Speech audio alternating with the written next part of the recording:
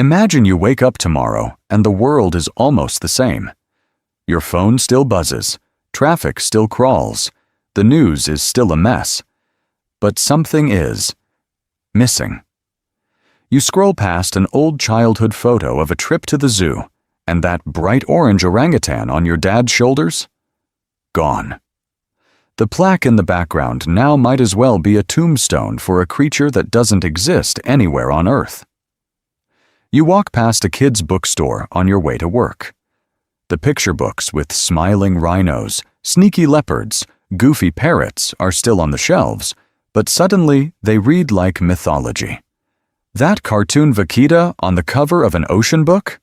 It's now in the same category as dinosaurs and dragons. Cute, colorful, and completely gone. Out in the real world, the silence hits first. A rainforest where Sumatran orangutans once called from the canopy is now just dripping leaves and empty branches. No rustle of a mother swinging with her baby. No deep, booming call at dusk. Along a cold forest edge in Russia and China, snow falls over perfect paw-print-free drifts. The shadow of the Amur leopard never appears between the trees again. Down in the northern Gulf of California, the water looks calm, ordinary, almost boring. You'd think if the rarest porpoise on the planet vanished, the ocean would at least flash a warning light or something, right? Nope. The vaquita just stops surfacing. No tiny dorsal fin. No last breath. Just an empty bay and a lot of people who never even knew it was there. Here's the twist. This isn't some far future sci-fi scenario. What if I told you that for some of these animals, we're already on the last page? The vaquita is probably down to around 10 individuals. Javan rhinos? Fewer than 100, all crammed into a single park. One disease outbreak away from being a story we tell instead of a creature we can visit. We grow up with these animals in documentaries, video games, plush toys, nature calendars. They're familiar background characters in our lives, so you'd think they're safe, common, permanent. Believe it or not, a lot of them are hanging on by a thread, and some could disappear before today's kids even graduate high school. We are living through a mass extinction event right now, driven by us. Forests cleared, oceans netted, climates shifted, animals poached. And most people don't notice, because extinctions don't come with breaking news alerts or dramatic countdown clocks. So in this video, we're going to freeze that last night on Earth and actually look at who's on the edge. 25 animals from jungles, oceans, mountains, and islands. Some are global celebrities, some you've probably never heard of, but all of them are dangerously close to becoming illustrations in an old book. Stay with me, because this might be the last time you ever see some of them alive. And here's the part almost nobody wants to hear. This isn't just a few unlucky animals having a bad century. We are living inside a mass extinction. Right now. In our lifetimes. Scientists actually have a name for it. They call it the 6th mass extinction, putting it in the same club as the asteroid that wiped out the dinosaurs. Except this time, the asteroid is us. Habitat is being bulldozed, the climate is heating up, oceans are filling with plastic, forests are full of snares and guns, and invasive species are hitchhiking around the globe like it's a free Uber. You'd think something that dramatic would be front-page news every single day, right? But it usually isn't, because extinction doesn't explode like a volcano. It just quietly erases things. A wetland drained here, a reef bleached there, a few more animals caught in a gill net, and suddenly a species that survived ice ages can't survive the last 50 years of human progress. So how do we actually know who's in trouble and who isn't? Imagine a global emergency room for wildlife. That's basically what the IUCN Red List is. It's this giant database where scientists assess how close a species is to vanishing, from least concern all the way up to critically endangered, which is the flashing red alarm. Critically endangered means an animal faces an extremely high risk of extinction in the wild, often within just a few decades. We're talking populations that have crashed by 80 or 90%, or are down to a few tiny isolated pockets where one disease, one storm, or one new mine could finish the job. Believe it or not, more than 9,000 species are sitting in that top danger zone right now. 9,000. We obviously can't cover all of them in one video, so we're going to zoom in on just 25. Each one stands in for a bigger story. Oceans choked with nets, rainforests sliced into fragments, islands overrun by rats, and climates flipping so fast that even the toughest creatures can't keep up. What if I told you that some of the animals you grew up seeing in nature documentaries now have populations smaller than a high school? Fewer than 100 Javan rhinos left in one park. Around a dozen vaquitas clinging on in a single corner of the Gulf of California. A parrot in New Zealand, where every individual has a name and a personal file, as if they're tiny feathery celebrities on life support. We grew up on this fantasy that wildlife is endless, herds sweeping across savannas, reefs packed with fish, forests roaring with sound. But the reality is that for a lot of species, the credits are already rolling while most of us are still watching the trailer. If we don't pay attention now, future generations will only meet these animals through old footage, dusty museum specimens, and AI recreations trying to guess what their calls sounded like. And here's the really uncomfortable part. One of the 25 animals on this list may already be gone. No one's seen it in years, but it's still officially there. On paper. So guys, let's start with the ones we can still find. If we're very, very lucky. So before we dive into the first creature, let me show you how this whole thing is going to work. Because this isn't just a random slideshow of sad animals with piano music on top.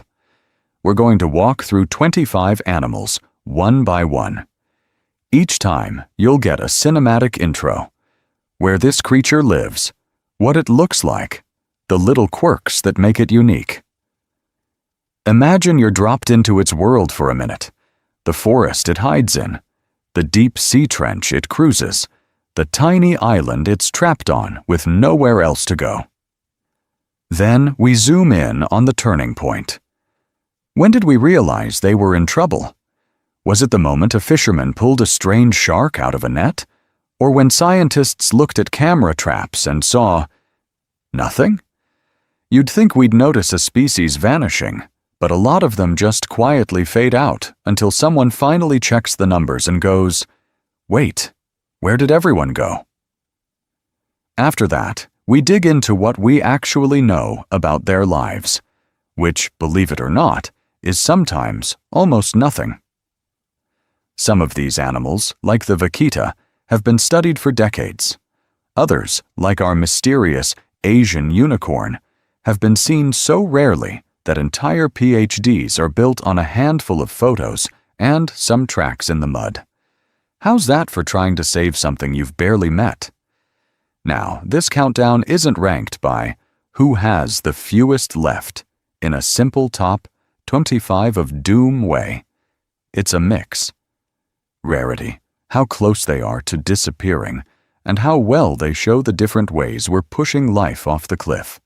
Habitat loss, climate change, poaching, pollution, invasive species, even tiny gene pools and inbreeding. One animal might stand in for a whole rainforest problem. Another might be the face of what gill nets are doing to the ocean. And the timescale? It's not sometime in the year 3000 when we've all uploaded our brains. We're talking 10 to 30 years. One human lifetime. Some of the animals you grew up seeing in documentaries may completely vanish before you retire. A few could be gone before this decade is over. Yeah, You heard me right. But this isn't just a misery marathon. With each species, we'll look at what's being done, or painfully not done, to save them. You'll see where conservation has actually worked before. Parrots brought back from a few dozen birds, insects rescued from a single rock, predators pulled back from the edge by focused breeding programs and protected areas. And because you're not just a spectator, we'll talk about realistic actions you can take. How your choices, your voice, even your search history can shift what gets funded and what gets forgotten. Guys, one of the absolute best things you can do is simply know these names. Oh, and that Asian unicorn? It's waiting near the end of the list, hiding between species we can still find, and ones we may already be too late for. Speaking of, let's get back to it and meet number 25. Number 25 is a ghost. Imagine a pale, spotted shape slipping between snow-dusted trees in the Russian Far East, so quiet the only sound is the crunch of ice under its paws. For a second, the branches part and you see it. A long tail, a white frosted coat, black rosettes fading into the winter haze. Then it's gone. If you blinked, you just missed one of the rarest big cats on Earth. This is the Amur leopard, sometimes called the ghost of the frozen forest. It doesn't stalk golden savannas like the leopards you've seen in documentaries. It lives in temperate forests along the border of Russia and northeastern China, where winter hits with brutal Siberian force. To survive that, it's wrapped in a thick, plush fur coat that can grow up to 7 centimeters long, like it's permanently wearing the world's most illegal vintage jacket. You'd think a leopard is a leopard, right? Just cut and paste the African version into some snow and call it a day. Not even close. The Amur leopard is its own subspecies, shaped by cold, mountains, and deep forest. It has long legs built to step over deep snow, a pale, creamy background color, and those widely spaced rosettes that almost dissolve into the birch trunks and frost. It's one of the smallest big cats, but still powerful enough to drag a deer up a slope like it's carrying groceries. And here's the part that really stings. There are fewer Amur leopards left in the wild than people in a small classroom. Current estimates put the population at under 120 individuals, all crammed into a tiny corner of their former range. Believe it or not, around the early 2000s, we were down to roughly 30. That's not a population, that's a group chat. How do you push a top predator that low? Decades of poaching for their fur, hunters wiping out the deer and boar they eat, and roads and farms slicing their forest into fragments. Each cut makes it harder for leopards to meet, to hunt, to raise cubs without bumping into humans with guns. With numbers that small, inbreeding becomes a serious problem, and one bad disease or wildfire could erase them in a single season. What if I told you that, despite all that, we barely know how this animal actually lives? Amur leopards are solitary, mostly nocturnal, and almost never seen. Field biologists don't sit in blinds watching them all day. They scroll through endless camera trap photos at 2 a.m., hoping for one blurred tail. A few snow tracks here, a scratched tree there, some scattered kills in the undergrowth, and that's our behavior study for the year. We still argue over basics like how big their territories really are, how often they meet, how they choose mates. For a predator that can weigh as much as a grown human, it moves through our world like a rumor. How's that for a flagship species that almost no one has actually seen alive? And the wild part? This isn't even the rarest mammal on our list. If a big, charismatic cat can be reduced to 100 ghosts in the snow, wait until you meet an animal so secretive, scientists call it the Asian unicorn. Imagine rewinding the clock, long before critically endangered became glued to the Amur leopard's name. Back then, this ghost cat wasn't a ghost at all. It padded through forests from northeastern China to the Korean peninsula and the Russian Far East, slipping between trees like living amber in the snow. Early naturalists wrote about it almost casually, as if this rare animal would always be there. They described its ridiculously long legs, its thick, pale gold winter coat covered in big rosettes, and how it hunted roe deer and sika deer in dense, frozen forests. You'd think a predator that well built for the cold would be safe up there, far from people, right? Nope. As the 1900s rolled on, the forest started to splinter. Logging crews moved in, cutting the big Korean pines and oaks that held the whole system together. Then came agriculture, carving fields and villages into what used to be one huge, continuous hunting ground. Roads followed the chainsaws and tractors, slicing up the habitat into little green islands on a map. From a leopard's point of view, that's a disaster. Instead of one vast territory full of deer, you get scattered patches, each one ringed with farms, towns, and highways. Roe deer and other prey dropped in number as people hunted them and pushed them out. So you don't just isolate the cats, you isolate their food. How's that for a double hit?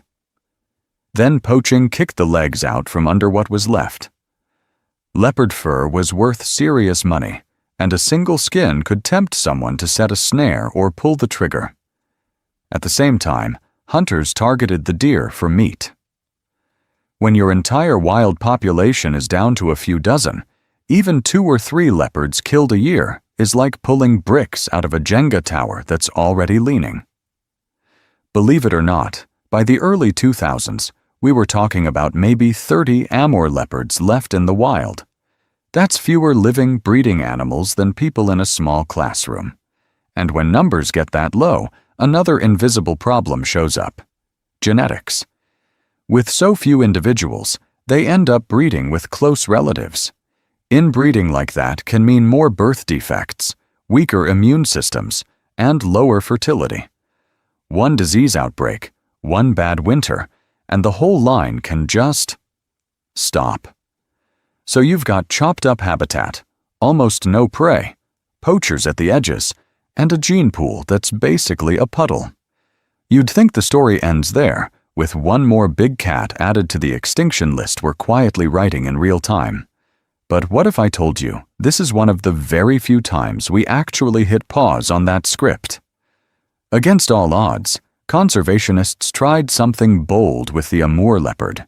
And it didn't just surprise the scientists, it changed the numbers in a way almost no one expected.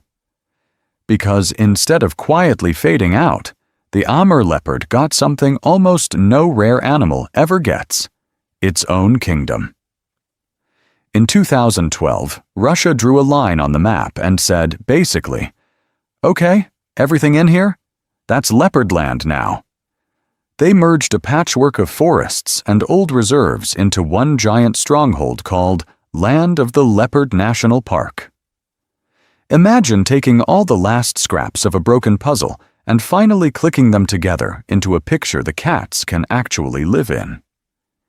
That park became the core of their world, a place where a leopard can cross a valley without walking straight into a rifle or a logging road. Rangers started running regular anti-poaching patrols, pulling up snares, checking tracks, and, yeah, sometimes literally chasing people out. You'd think that would be basic, right? But for most species on this list, nobody is out there guarding them day and night. Then they added eyes in the forest, camera traps, hundreds of them, silent little boxes watching game trails 24/7, snapping photos of spots and whisker patterns. Every time a leopard padded past, scientists could say, "Okay, that's individual L17, still alive, still hunting." Over years, those photos told a story. Around 30 wild Amur leopards slowly becoming 40, then 60, then breaking 100. Believe it or not, that's what a miracle looks like in conservation. Grainy night images and spreadsheets, and it didn't stop at the border. China looked across the fence, realized these cats don't carry passports, and started creating its own protected areas so leopards could wander back and forth. That cross-border cooperation turned a tiny corner of Russia into part of a bigger, shared landscape. One forest, two countries, one very confused but slightly safer big cat. Behind the scenes, zoos were doing something just as intense. Captive breeding programs kept detailed family trees, pairing animals like a giant, very unromantic dating app to avoid inbreeding. Some zoos agreed to trade leopards, swap genes, and hold on to as much diversity as possible in case wild numbers crashed again. What if I told you the future of a top predator might depend on a spreadsheet of who's related to whom? But here's the catch. We still don't know if this is enough. How much habitat does a secure population really need? What happens when climate change starts reshaping those cold, temperate forests into something warmer, drier, and full of new diseases and prey patterns? At what point do we stop calling them critically endangered and start saying they're actually safe? And, guys, one of the absolute best things you can do with a story like this is remember it's the exception, not the rule. Because while the Amur leopard has a national park, patrols, cameras, and a global breeding plan, our next animal has none of that. No safety net, no backup population, and maybe not even another decade unless something drastic changes. So if this was the comeback, get ready. The next species? It's what extinction in real time actually looks like.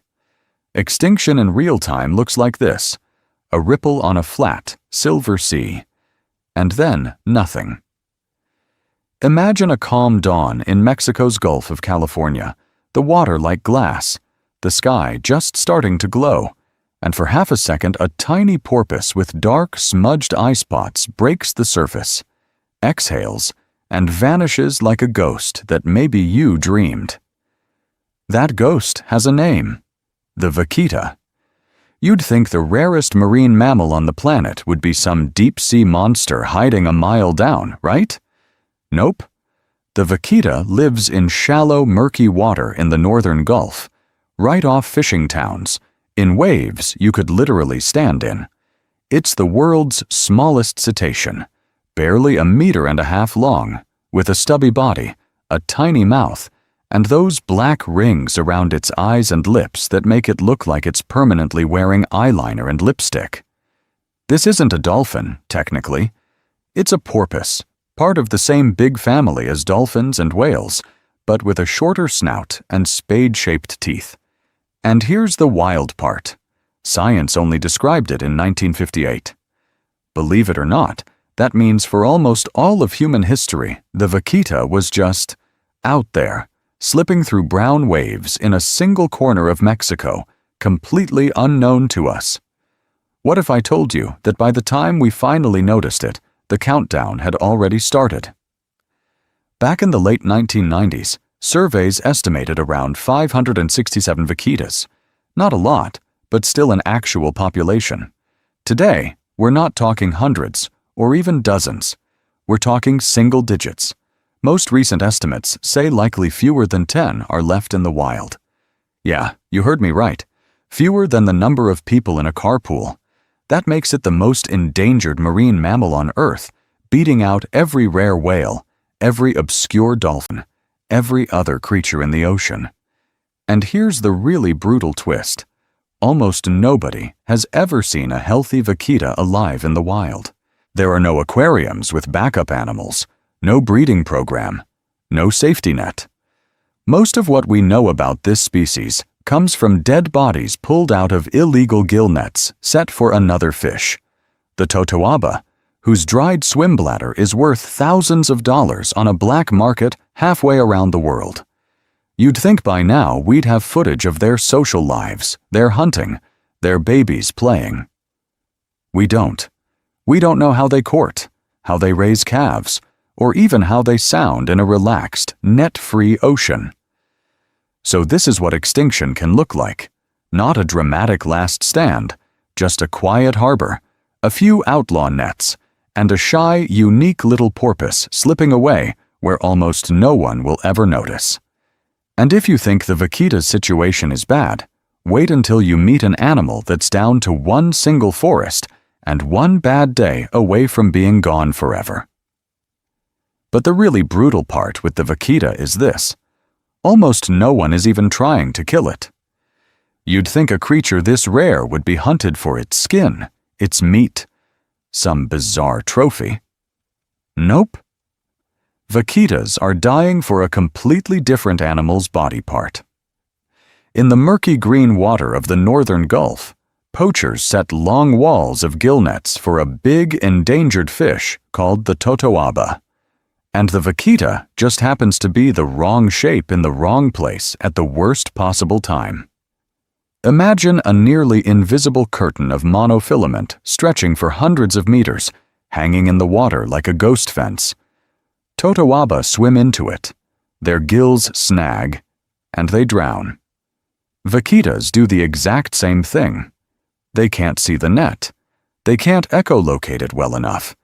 They panic, and by the time a boat hauls that gear back up, the world's rarest marine mammal is just another lump in the mesh that gets tossed overboard. So why are people risking prison for a fish? Believe it or not, it comes down to a single organ, the totoaba's swim bladder. Dried and smuggled, it's sold in parts of Asia as a luxury delicacy and supposed health booster, with prices that can rival gold by weight. Yeah, you heard me right. A fish's internal balloon is worth enough that organized crime stepped in. Suddenly, this quiet corner of Mexico isn't just a sleepy fishing ground, it's a black market pipeline. You've got traffickers financing boats and gear, middlemen paying cash on the beach, and bladders hidden in secret compartments headed for international airports.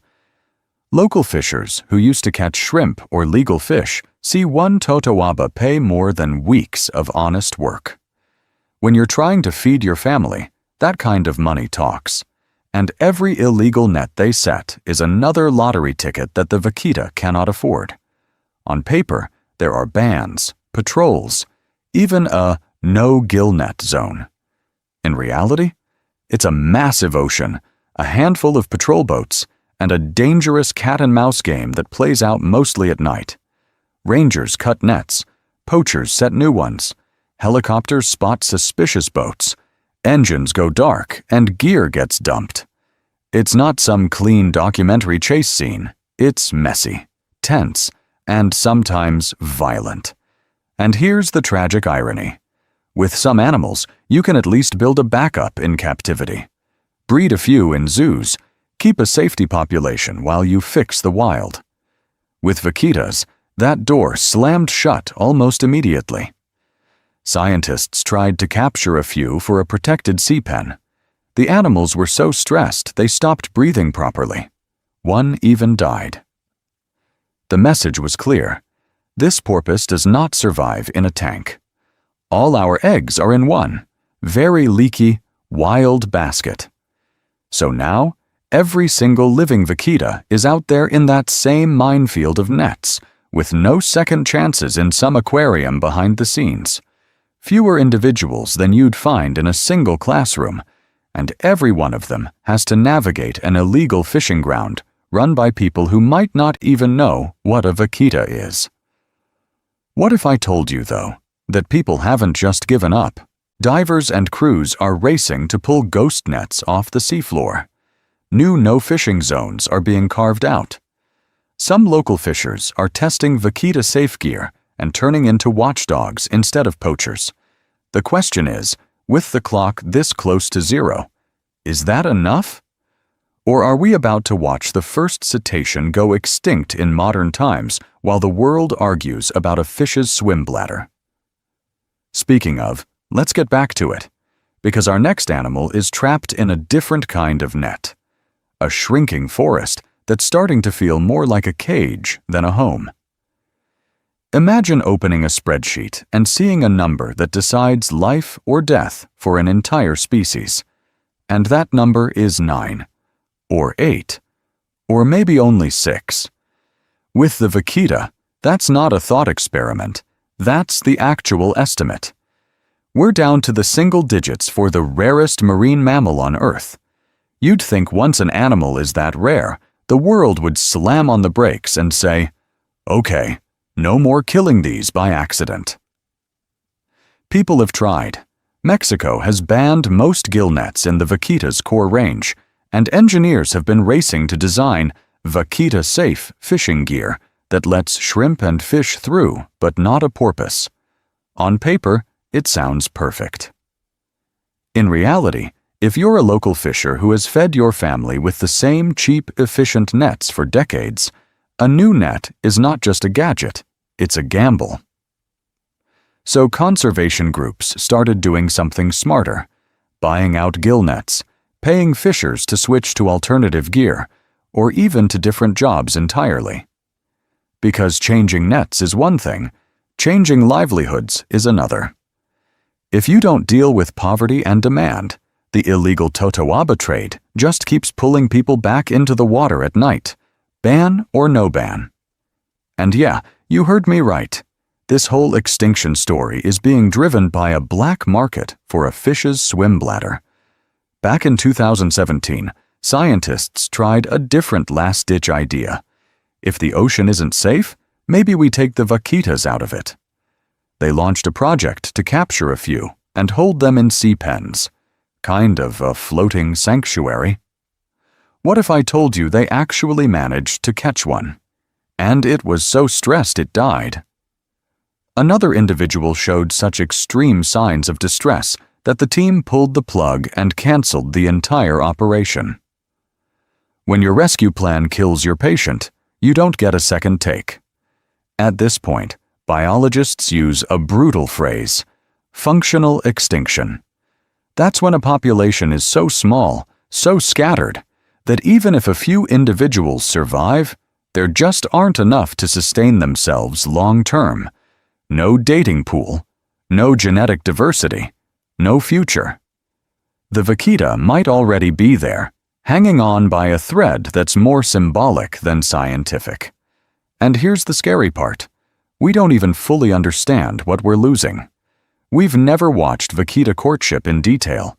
We don't really know how their social groups work, and their movements in that murky gulf are still mostly guesswork from a handful of acoustic clicks. How do you design perfect protections for a creature you've barely seen? So let me hit you with a hard question.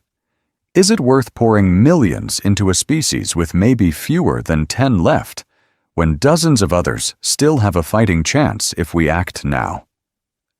I'm not giving you an easy answer. This is the ethical gut punch of modern conservation. But speaking of, let's get back to it. Because our next animal isn't in single digits yet. And that might be exactly why it still has hope.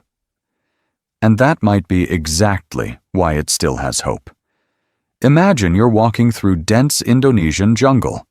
It's humid, the air is buzzing, and ahead of you, the vegetation just moves. You don't see a full body, just a bulky, armor-plated shape sliding between tree trunks, leaves shaking, mud splashing, and for a split second, a single curved horn catching a beam of light. Then it's gone, like the forest swallowed it. That ghost is the Javan rhino, not a zoo rhino, not a safari rhino. One of the rarest large animals on Earth, living in one tiny corner of the map. Its entire wild population is crammed into Ujung Kulon National Park, right on the western tip of Java, Indonesia. This is lowland rainforest territory. Tangled vines, thick undergrowth, and muddy wallows that look like someone forgot to finish a swimming pool. You'd think a rhino would want open savanna, right? Big grasslands, dramatic sunsets, the whole documentary package. Nope. Javan rhinos are all about that dense cover and those mud baths. They spend their days moving quietly through the undergrowth, grazing on leaves and shoots, then sinking into wallows to cool off and get a nice layer of mud sunscreen and parasite repellent, spa day style. Physically, they look like a rhino someone hit the stealth mode button on. Smaller and shyer than their African cousins, with a single short horn instead of those big sweeping spears you're used to seeing.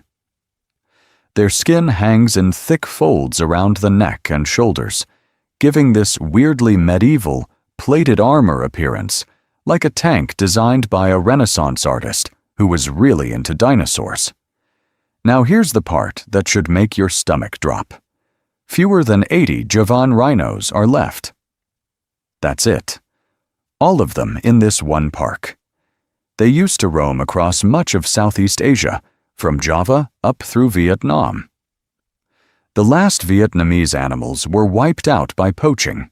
The final individual was found dead in 2010 with its horn hacked off. Believe it or not, that's how a whole branch of the rhino family tree ended, alone, in a snare-filled forest. What if I told you we don't even really know how these survivors live?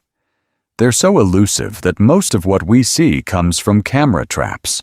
Grainy night footage of a rump here, a horn there, maybe a calf trailing behind its mother. Scientists can spend years in Ujung Kulon and never see one directly, which is wild when you remember we're talking about a 1-ton animal. Because of that, their behavior and social structure are still kind of a mystery. How often do they meet? How do males and females choose each other? How close are we to dangerous inbreeding? We're piecing it together from footprints, droppings, and those brief, ghostly videos. And here's the real knife twist. When your entire species lives in one park, you're just one disaster away from vanishing. A volcano, a new disease, a big tsunami hitting that coastline, and the Javan rhino could go from critically endangered to extinct faster than a news cycle. How's that for fragile? The only upside is that with everyone in one place, protection can actually work if we commit. Rangers pull snares, patrol for poachers, and guard those muddy wallows like VIP lounges. But guys, one of the absolute best things you can do is not just feel sad about the Javan rhino, it's to notice the pattern. Because our next animal is also trapped in a shrinking island of habitat, only this time the trees themselves are disappearing around it. That island of habitat idea? For Javan rhinos, it's not a metaphor. It's literal. Every single wild Javan rhino left on Earth is crammed into one park at the very tip of Indonesia's Java Island. Now imagine putting the last copy of a priceless book on a table next to a lit candle, an open window, and a curious cat. That's basically what we've done with this species. Ujung Kulon National Park looks like paradise on camera. Dense jungle, quiet beaches, rhinos wallowing in muddy pools. But zoom out on a map and you see the problem. Just offshore is Krakatoa, one of the most infamous volcanoes in human history, sitting in a chain of restless fire. You'd think having a national park would mean they're safe, right? Not exactly. A single big eruption, a tsunami, or a massive storm surge rolling in from the Sunda Strait could push a wall of water straight through the rhino's core habitat. One volcano, one storm, and that's it. There is no backup herd on the other side of the island, no secret second population waiting in the wings. If Ujung Kulon goes down, the Javan rhino goes with it. And that's just the geology. Now layer biology on top. When you squeeze a species down to fewer than 100 animals, you don't just get a small population, you get a shallow gene pool. Believe it or not, that makes disease way more dangerous. A virus or bacterial infection that a big, diverse population might shrug off can rip through a tiny, inbred group like a fire in dry grass. One outbreak in this one park could mean we watch a large mammal vanish in real time. How did we end up here? This used to be a widespread creature, roaming floodplains and forests across Southeast Asia. Then humans showed up with guns, plantations, and a taste for trophies. Colonial-era hunters shot Javan rhinos for sport, posing proudly with their kills as if wiping out a unique animal was some kind of personality trait. At the same time, lowland forests were cleared for farms and rubber, slicing up their habitat until Ujung Kulon became less a choice and more a last refuge. Today, conservation teams are in full damage control mode. The park is strictly protected. Armed rangers patrol, camera traps watch the trails, and habitat managers keep those vital wallows open and free of invasive plants. They're even trying to expand the usable area inside and just outside the park, nudging back human activity so rhinos have more room to breed and roam. But here's the real debate that keeps scientists up at night. Do you risk moving some of these incredibly rare, skittish rhinos to start a second population somewhere safer? What if I told you capturing even one wrong animal, one bad dart, one stressful helicopter ride could kill a rhino you can't replace? People are drawing up plans, scouting new sites, arguing over timelines, and the whole time, Krakatoa is just sitting there on the horizon, reminding everyone that doing nothing might be the biggest gamble of all. So here's the million-dollar question. Do you move the last Javan rhinos? Or do you leave them standing on a geological time bomb? This is where conservation stops being a feel-good poster and starts looking like a heist movie with a very real body count. The big idea on the table is called translocation. In simple terms, you catch some individuals, move them to a new, supposedly safe habitat, and hope they start a backup population. Imagine trying to copy-paste the last page of a book before the original catches fire. You'd think that sounds straightforward, right? Dart, crate, helicopter, new home. Done. Nope. Every step is a gamble. To move even one rhino, you have to find it in thick jungle, shoot it with a tranquilizer dart that has to be strong enough to knock out a 2-ton tank, but not so strong it stops its heart, then drag that sleeping giant out with cranes and trucks. Stress alone can kill a rhino. A bad fall, a dose that's slightly off, a helicopter ride that takes too long in the heat, and you've just lost one of maybe 80 animals left on Earth. How's that for pressure? And then there's the numbers game. Fewer than 100 Javan rhinos survive, all in that one park.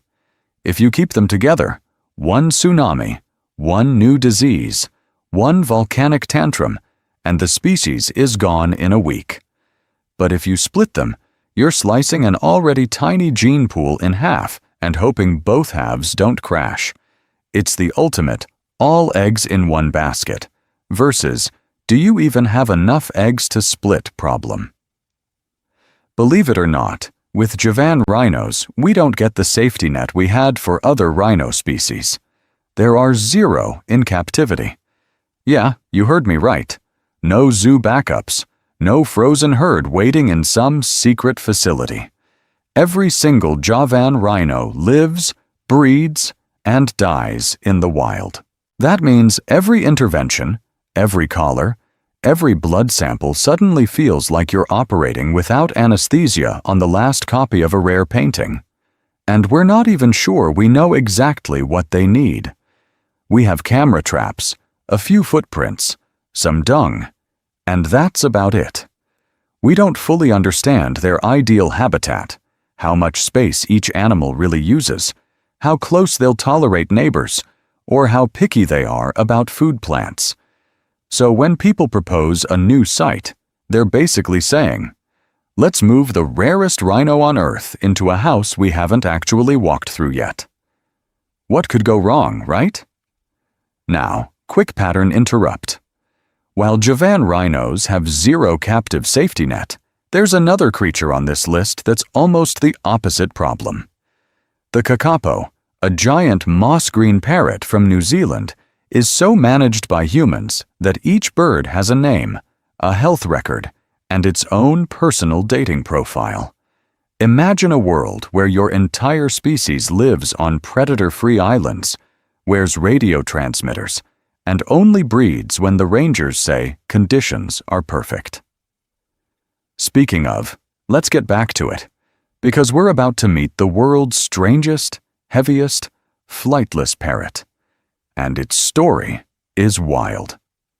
So imagine walking through a New Zealand forest at night. It's damp, it's silent, your flashlight catches moss on the ground, and then the moss moves. Out of the ferns waddles this moss-green, owl-faced parrot, looking at you like a curious forest gnome that forgot how to be a bird. That is a kakapo. You'd think a parrot would flap up into a tree and vanish, right? Nope. This one just walks.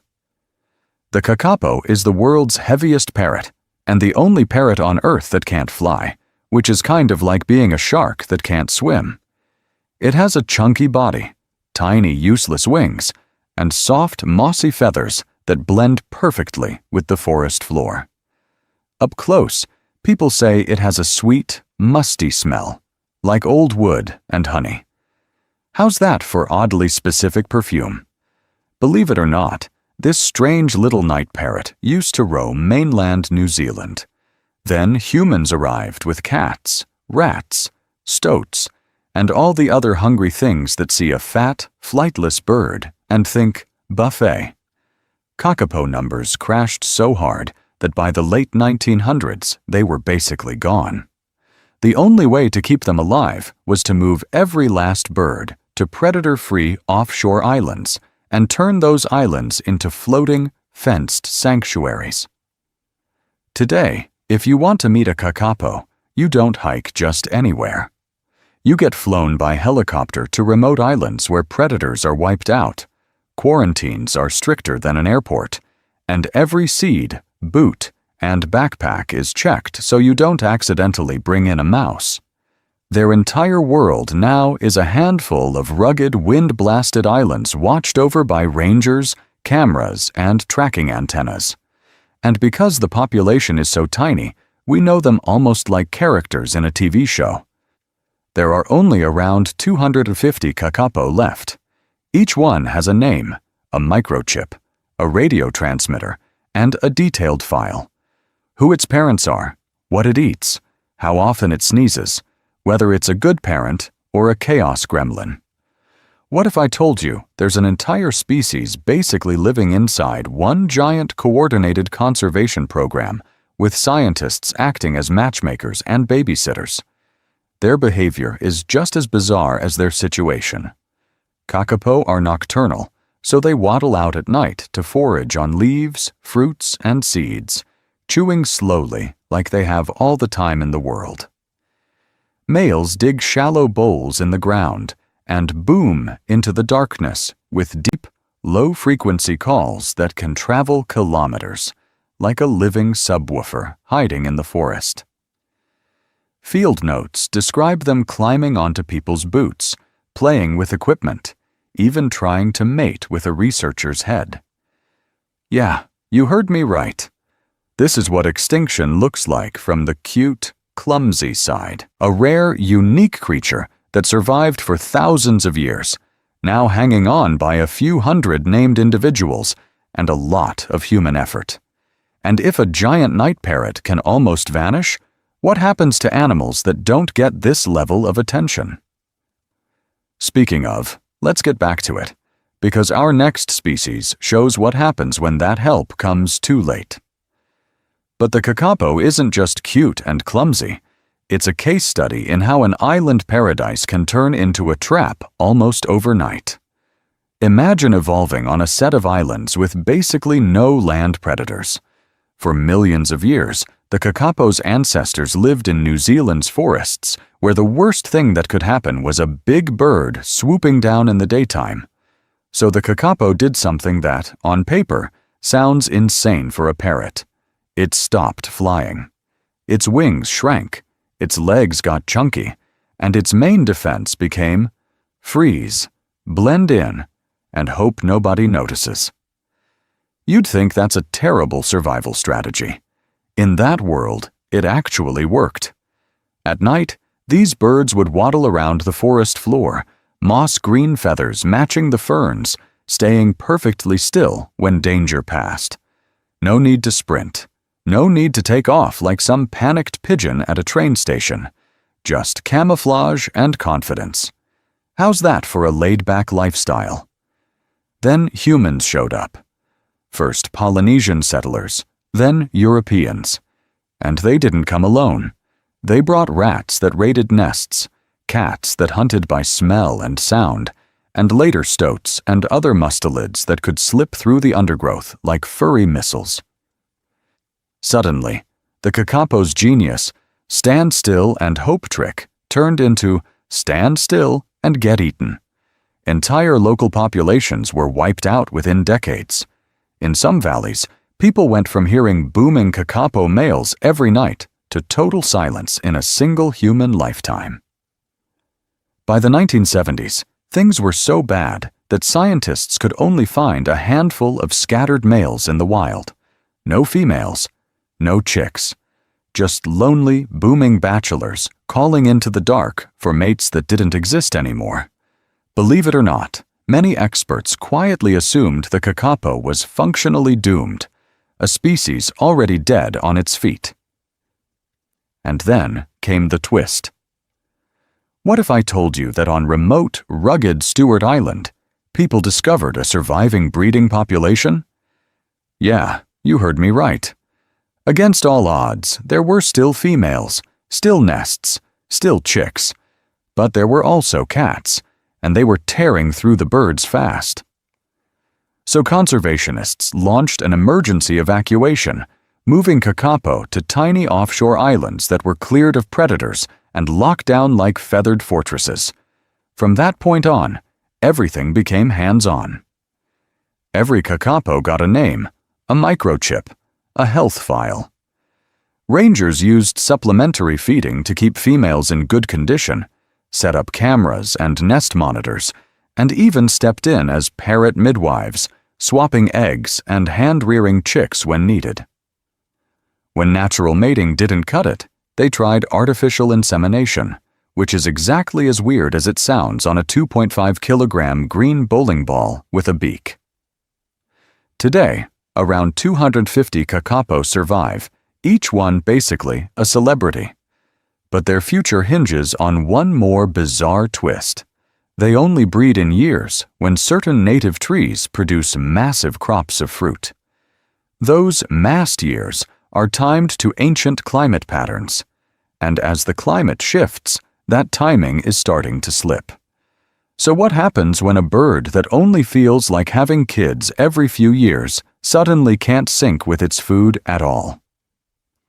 So to keep kakapo from crashing again, conservationists did something wild. They turned every single bird into a full-time project. Imagine a species where there isn't just a population estimate, there's a spreadsheet.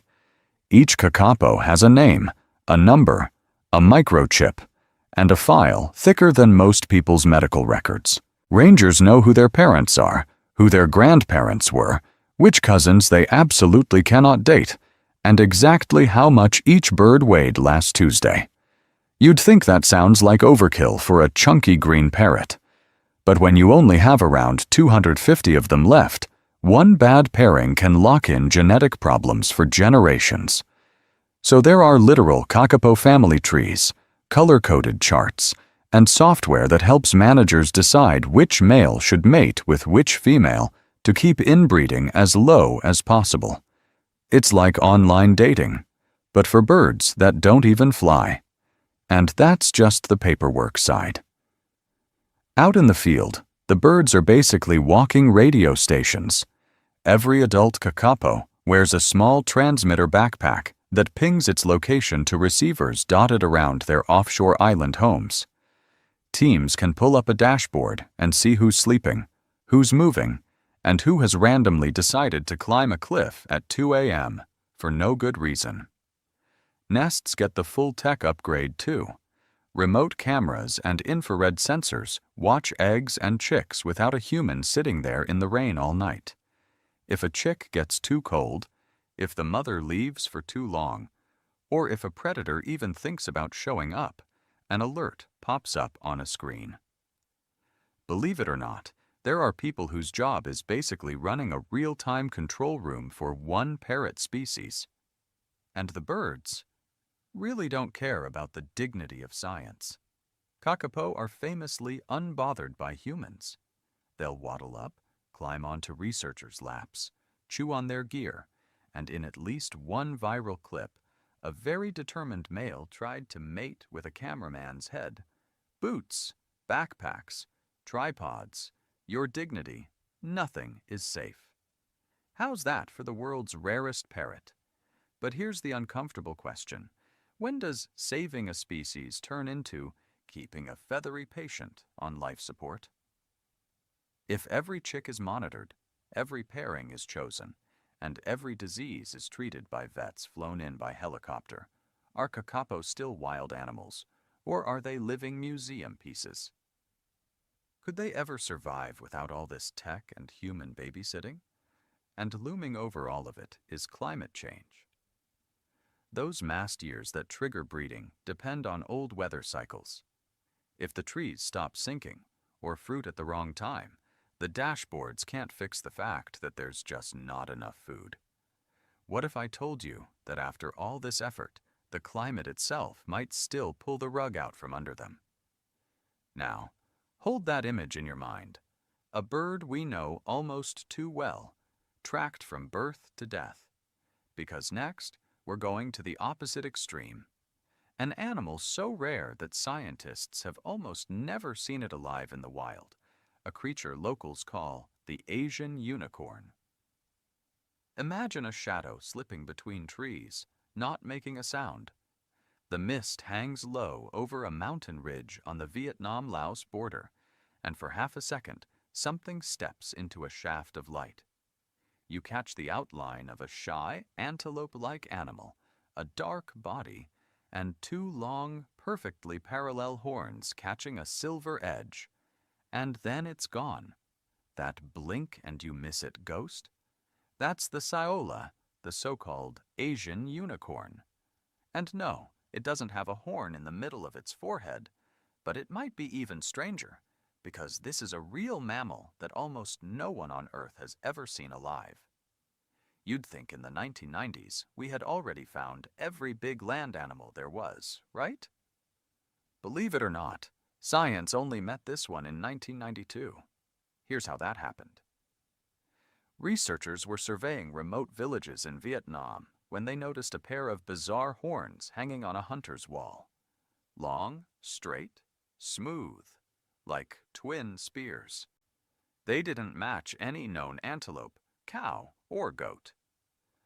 What if I told you that single dusty trophy turned out to belong to a completely new large mammal, the first of its kind described in decades? How's that for a plot twist? Once people realized this wasn't just another forest cow, the search zoomed in on the Annamite Mountains, this rugged spine running along the Vietnam-Laos border. Picture dense evergreen forests draped over steep slopes, rocky ridges, and deep, damp valleys that most outsiders never set foot in. No roads, barely any trails, just endless green and a lot of leeches. It's the kind of place where a rare creature can hide for centuries and get away with it. Up close, at least from the few photos and skulls we have, the saola is stunning. A dark chocolate-brown coat. Clean white facial markings like someone painted neat stripes along its nose and cheeks. Those long, straight horns, almost parallel, rising up to about 1/2 meter, the same on males and females. Genetically, it's in the bovid family, so it's related to cattle, goats, and antelopes, but visually, it looks like it walked out of a fantasy movie and got lost in Southeast Asia. Here's the wild part. We still barely know how it lives. This animal was described over 30 years ago, and yet scientists have only recorded a handful of confirmed sightings. Most of what we know comes from local stories, a few camera trap shots, and bones. We don't really know how many there are, what their exact diet is, or how they organize themselves. Herds? Pairs? Total introverts? Take your pick. Yeah, you heard me right. In an age where we can track a single bird by satellite, one of the rarest land mammals is basically a rumor with horns. And while it hides, snares, habitat loss, and hunting are still chewing away at those last pockets of forest.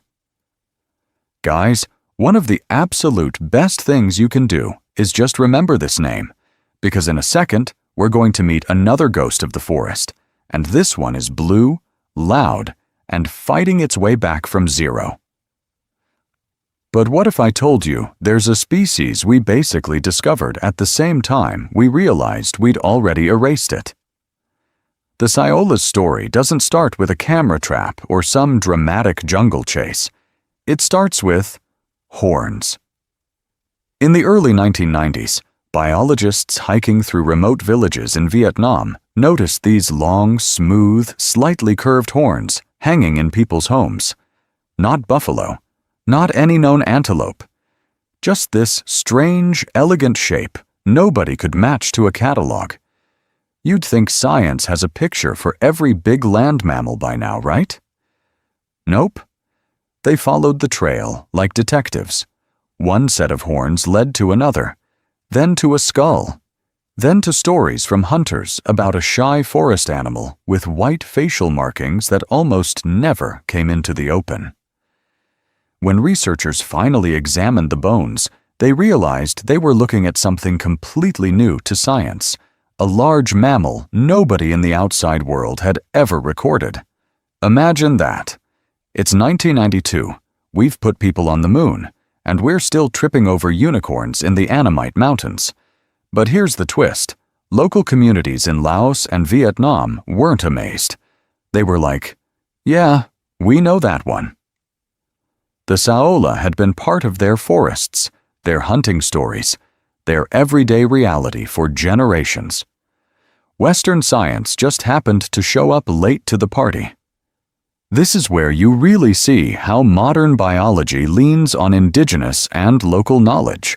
Without those hunters pointing to the right valleys and ridges, the Saola would still be an anonymous pile of horns on someone's wall. By the time it got a name, though, the damage was already in full swing. Logging roads were slicing into the Annamites, turning deep forest into easy-access hunting grounds.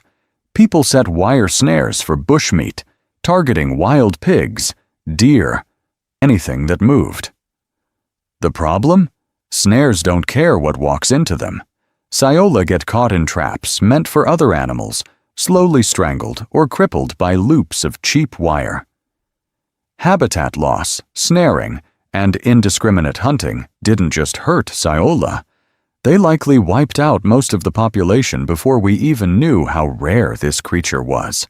How many are left now? Honestly, it's guesswork. No one has a solid number. Some scientists think there might be a few dozen clinging on in tiny remote pockets. Others whisper that we might already be too late, that the last Saola died quietly, unseen, somewhere under those dripping trees. The last camera trap photo was back in 2013, which in extinction time is not a good sign. So here's the controversial idea on the table. Go into those mountains, find any surviving Saola, and capture them for a last chance breeding program. Sounds hopeful, right? Except every Saola ever kept in captivity has died within months, sometimes days.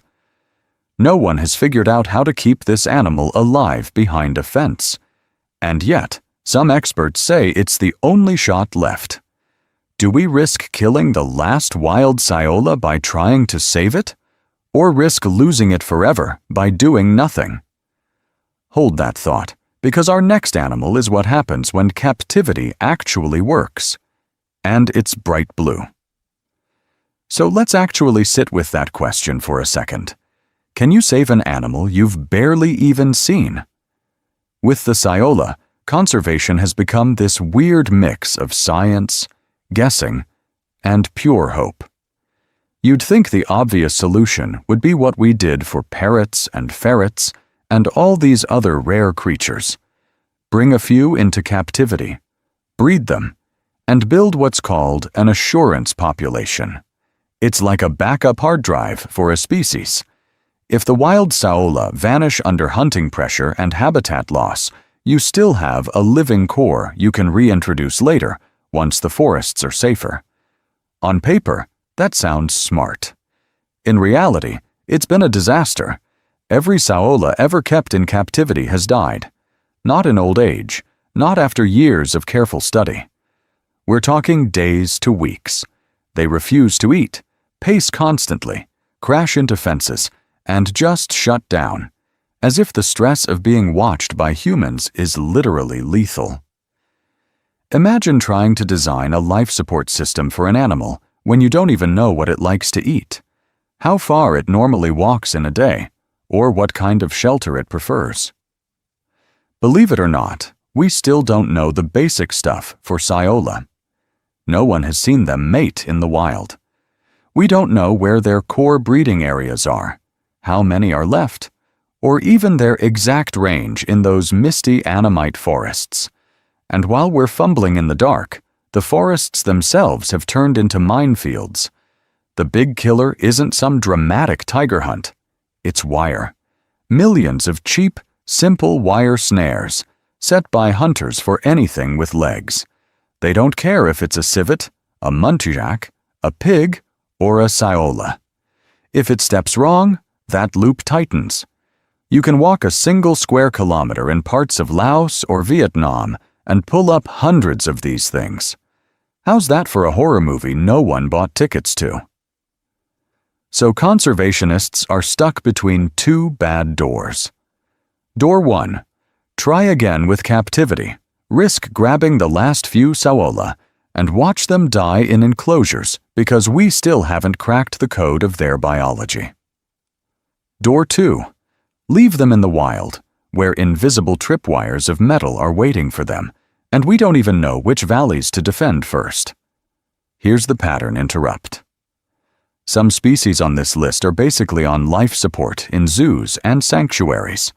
The kakapo, for example, has around 250 birds, and rangers know every single one by name, personality, and medical history. Saola are the opposite, almost ghosts. Same planet, same timeline, same cliff edge. What if I told you the next animal is the total flip side of that? Not a ghost at all, but a bright blue celebrity you've seen on posters, in movies, in pet shops, and you probably assumed it was doing fine. Speaking of, let's get back to it, because that bird is in way more trouble than most people realize. But what if I told you there's an ape that looks back at you from the trees like a person who just remembers more than you do? And we're still letting it vanish. Imagine a flash of deep orange high above your head. Not a bird, not a leaf in the sun, but a huge red-haired figure draped over a branch in the Sumatran rainforest canopy like a tired rock star on a balcony. It pauses, turns its head, and those dark, eerily human eyes lock onto you for a few seconds. You feel like you're being assessed, judged even. Then, without a sound, it melts back into the leaves and swings away. That's a Sumatran orangutan. In local languages, their name literally means forest person, and once you see one, you get why instantly. They make nests out of branches every night. They use tools to fish termites out of logs or to poke at spiky fruits, and they share about 97% of their DNA with us. You'd think a creature that close to us, that smart, that famous, would be one of the safest animals on Earth, right? Yeah, you heard me right. It's the opposite. These apes are clinging to what's left of the rainforests in northern Sumatra, mostly in places like the Loiser ecosystem, this huge, wild stretch of jungle that looks untouched from the air.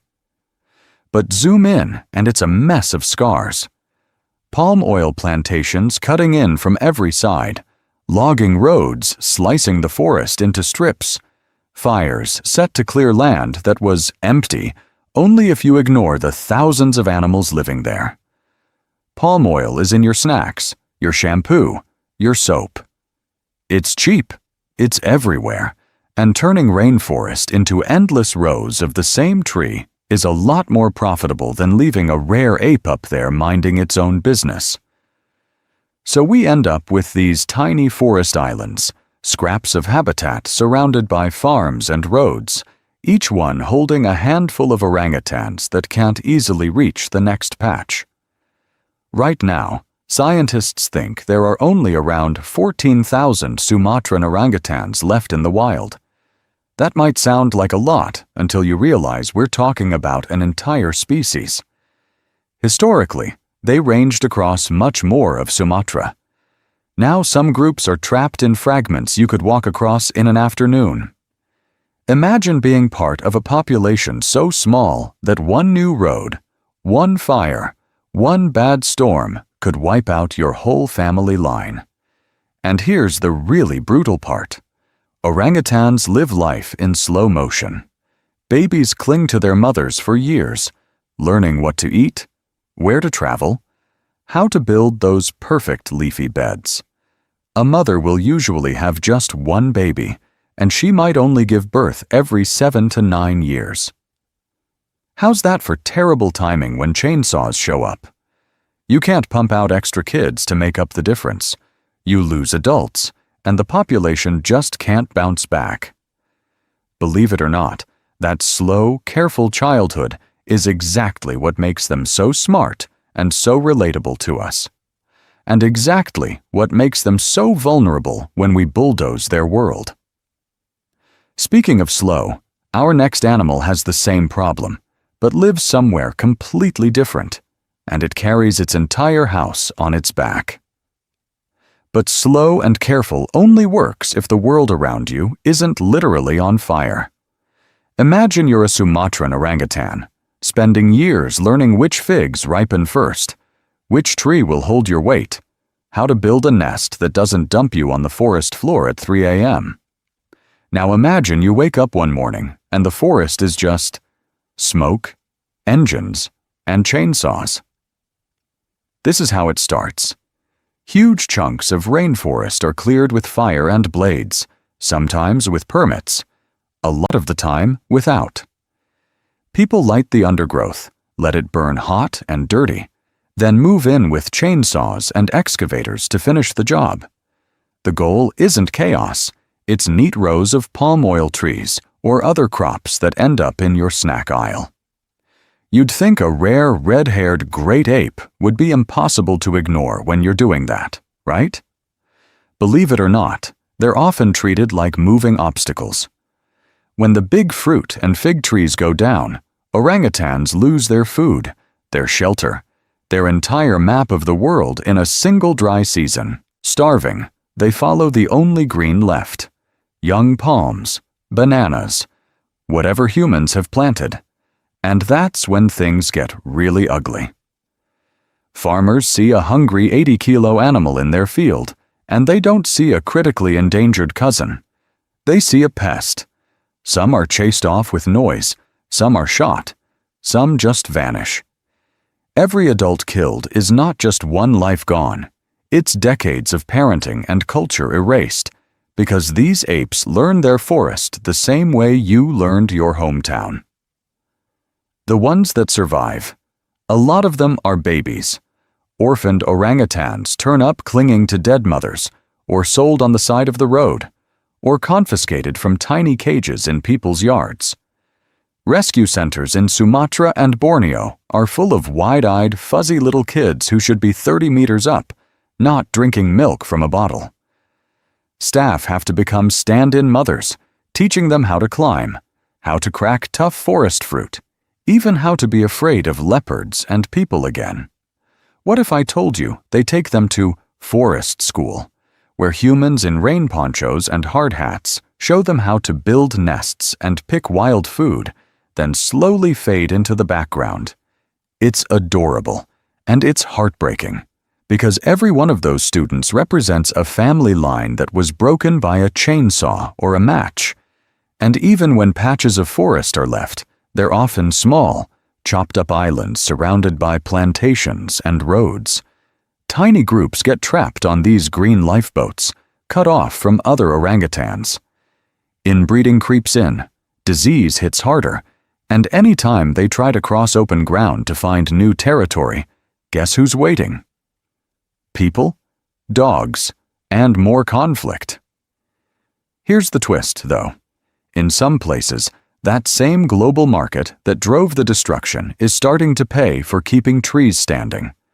Certification schemes, zero deforestation pledges, even you checking the label on your chocolate bar are nudging companies to clean up. Guys, one of the absolute best things you can do might be way simpler than you think. Because somewhere out there, there's a patch of forest where orangutans are actually coming back. And the way it's happening is not what most people expect. In northern Sumatra, there's a forest edge where, at dusk, you can still hear that deep, whooshing breath of an orangutan building its nest. Not in a national park, not in some untouched Eden. It's right next to an oil palm plantation. Palm oil is the invisible ingredient running through that whole scene. It's a vegetable oil pressed from the fruit of oil palm trees, and it's in everything. Instant noodles, cookies, soap, lipstick, even some healthy nut butters. You'd think with how rare these great apes are, the world would have found a less destructive way to fry chips and make shampoo by now. But palm oil is cheap, super efficient per acre, and really easy for companies to blend into thousands of products. Here's the twist, though.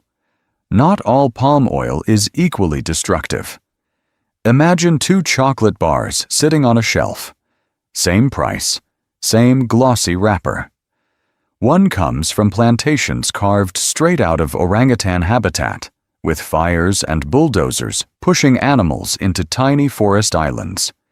The other is from plantations that are older, on already cleared land, with strict rules against cutting any more primary forest.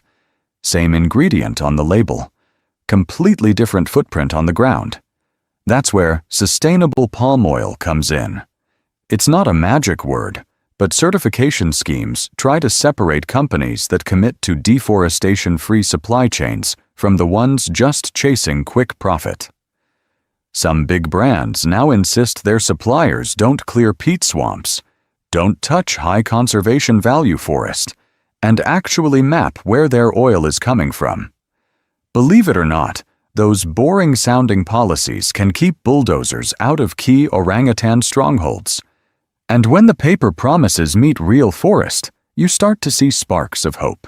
In parts of Sumatra, protected areas are being stitched together with community forests, where local people earn money from things like shade-grown coffee, ecotourism, and harvesting forest products without cutting the trees. It's not some fantasy, save the animal, forget the humans model. Villages get jobs, patrols remove snares, and orangutans move between patches instead of getting trapped in genetic dead ends. But we're not in a feel-good movie yet. The big unknown is whether these efforts can keep up with the economic pressure to clear just one more valley, just one more hillside. What happens when palm oil prices spike again? Or when climate change brings longer droughts and more fires into already fragmented forests? Even the best-managed reserve is still an island if everything around it turns into a biological desert.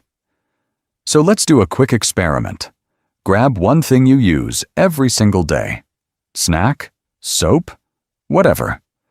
Pause this if you have to.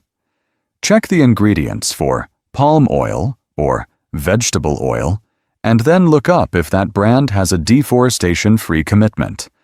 That tiny action connects your bathroom shelf to a great ape's nest. Because speaking of shelves, we're about to leave the jungle completely. What if I told you there's a giant fish out in the open ocean, vanishing even faster than some of these land animals, and almost nobody has ever seen it alive? Imagine floating in warm, clear water, and suddenly the light around you dims. Not because of a storm, but because a spotted giant just slid between you and the sun. A mouth as wide as a car door drifts past, open like a slow-motion vacuum cleaner, hoovering up clouds of plankton while a line of tiny snorkelers kicks frantically to keep up. This is the whale shark. And despite the name, it's not a whale at all. It's the world's largest fish, a true shark, but one that eats some of the tiniest things in the ocean. Instead of chomping seals or surfers, it filter feeds on plankton, krill, and small fish, cruising through tropical and warm seas from Mexico to Mozambique like a gentle, living bus with fins. You'd think a shark that big would be terrifying, right? Yeah, you heard me right. This is the least scary shark you'll ever meet. They move with this slow, almost lazy grace, barely flicking their tails, letting food drift into that cavernous mouth. Divers swim beside them. Kids snorkel above them. They're so calm you start to forget you're next to an animal that can reach the length of a school bus. Up close, they don't look like a monster at all. Their backs are a deep blue-gray, covered in bright white polka dots and stripes, like someone took a starry night sky and wrapped it around a shark. And those spots? Each pattern is unique, like a fingerprint. Scientists actually use photo ID software, originally designed for mapping constellations, to match individual whale sharks from tourist photos. How's that for a crossover episode? Astronomy meets giant fish. But here's the twist. This ocean icon you see on resort brochures and nature documentaries, it's officially listed as endangered on the IUCN Red List. Some regional populations, especially in the Indo-Pacific, have crashed in just a few decades. They get hit by ships as they feed near the surface. They're caught intentionally for meat and fins, or accidentally in nets meant for tuna. A slow, graceful swimmer is easy to approach, which also makes it easy to kill. And believe it or not, for an animal this huge, we barely know how it lives. We still haven't confirmed where they breed. Pregnant females are almost never seen. Tagging studies show them diving thousands of feet down, vanishing into deep, dark water for months. So while coastal feeding spots can feel busy with whale sharks, we have almost no idea what's happening in the rest of their range, or how many are actually left. What if I told you that means we could push them past the point of recovery without even realizing it until they're gone? When the largest fish on Earth can slip toward extinction in plain sight, what else are we missing under the waves? Speaking of vanishing ocean life, the next animal is even smaller, even rarer, and hanging on by a thread in just one corner of the sea. But here's the twist with whale sharks. They're not just vanishing quietly in the deep. We are actively turning the biggest fish on Earth into targets. Imagine a creature the size of a bus, spotted like a galaxy, just cruising along vacuuming plankton. You'd think something that gentle would be safe from us, right? Yeah, you heard me right. In parts of Asia, these sharks have been hunted on purpose for years. Their meat gets sold in markets, their huge fins sliced off for luxury soup, their liver oil boiled down for products and fuel. Take out a few dozen adults from the same hotspot every season, and suddenly that endless migration route starts looking pretty empty. And that's just the deliberate killing. The accidental stuff might be even worse. Whale sharks love hanging out near the surface, right where we've turned the ocean into a highway. Massive cargo ships, tankers, tourist boats, all moving fast through the same warm, rich waters these animals feed in. When a 200,000-ton ship hits a slow-moving shark, the shark loses. Scars on their backs, sliced fins, crushed bodies that sink without a trace. How many get hit that we never even see? Then there's the invisible nets. Industrial fishing fleets set curtains of mesh and lines of hooks that stretch for miles. These are built for tuna, swordfish, whatever brings in cash. But a filter-feeding giant doesn't know the difference. They roll into gill nets, wrap up in long lines, and by the time crews haul them in, that rare, unique animal is either dead or so badly injured it won't survive long after being cut loose. Now, here's the really awkward part. Even when we're not trying to kill them, we still might be pushing them toward extinction. Whale shark tourism exploded once people realized you could literally swim next to a 30-foot shark that doesn't even have teeth big enough to hurt you. In some places, dozens of boats crowd a single feeding site. Engines running, people jumping in on top of the sharks, grabbing fins, trying to ride them as if that's not a living, stressed-out animal. Believe it or not, repeated harassment can change how they feed, where they go, even whether they come back at all. Tagging studies have shown these sharks don't belong to one country. They cross borders like they don't exist, traveling thousands of miles from a protected marine park straight into unregulated fishing zones, so you can have one nation proudly protecting their whale sharks, while the same individuals are being finned a few months later somewhere else. How's that for a conservation nightmare? But what if I told you that in a few coastal villages, people looked at this giant shark and saw something very different? A paycheck that only works if the animal stays alive. Some communities have turned live whale sharks into ecotourism gold, with rules, guides, and strict limits. It's not perfect, but it might be the thing that saves them. And if it works for the ocean's biggest fish, wait until you see what it could mean for an even smaller, even rarer creature up next. But here's the twist with whale sharks. You'd think an animal the size of a bus, covered in polka dots, would be the easiest thing in the ocean to keep track of, right? Believe it or not, we still lose them in the blue like they're ghosts. So scientists had to get creative. They've started satellite tagging these sharks, literally sticking small electronic tags on their fins that ping a satellite every time the animal comes near the surface. On a screen that turns into these insane zigzag lines that cross entire oceans. One female tagged in the Indian Ocean disappeared off a coastal feeding site and then popped up thousands of kilometers away, cruising straight through the middle of the open sea like it was no big deal.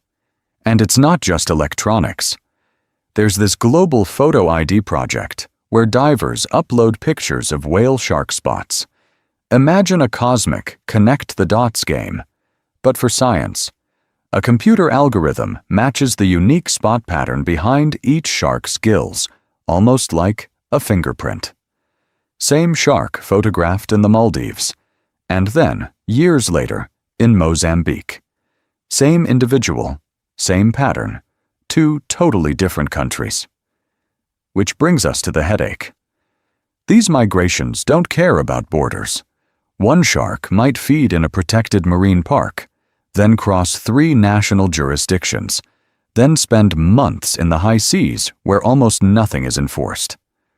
Fishing rules change, protection levels change, and the shark has no idea.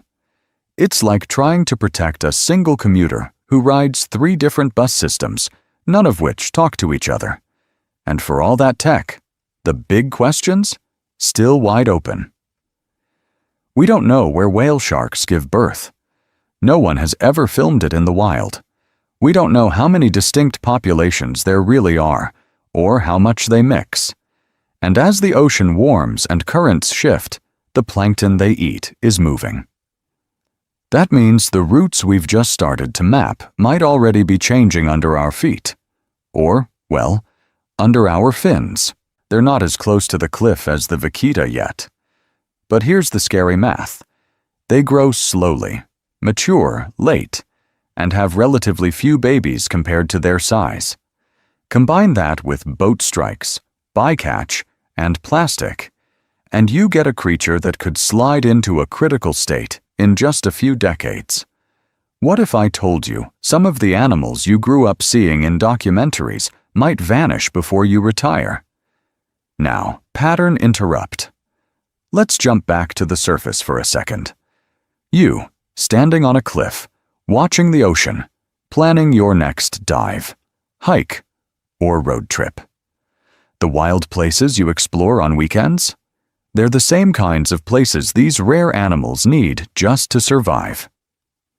Guys, one of the absolute best things you can do is turn that love of being outside into real protection for those habitats. And speaking of, let's get back to it, because our next animal is even smaller, even rarer, and hanging on by a thread.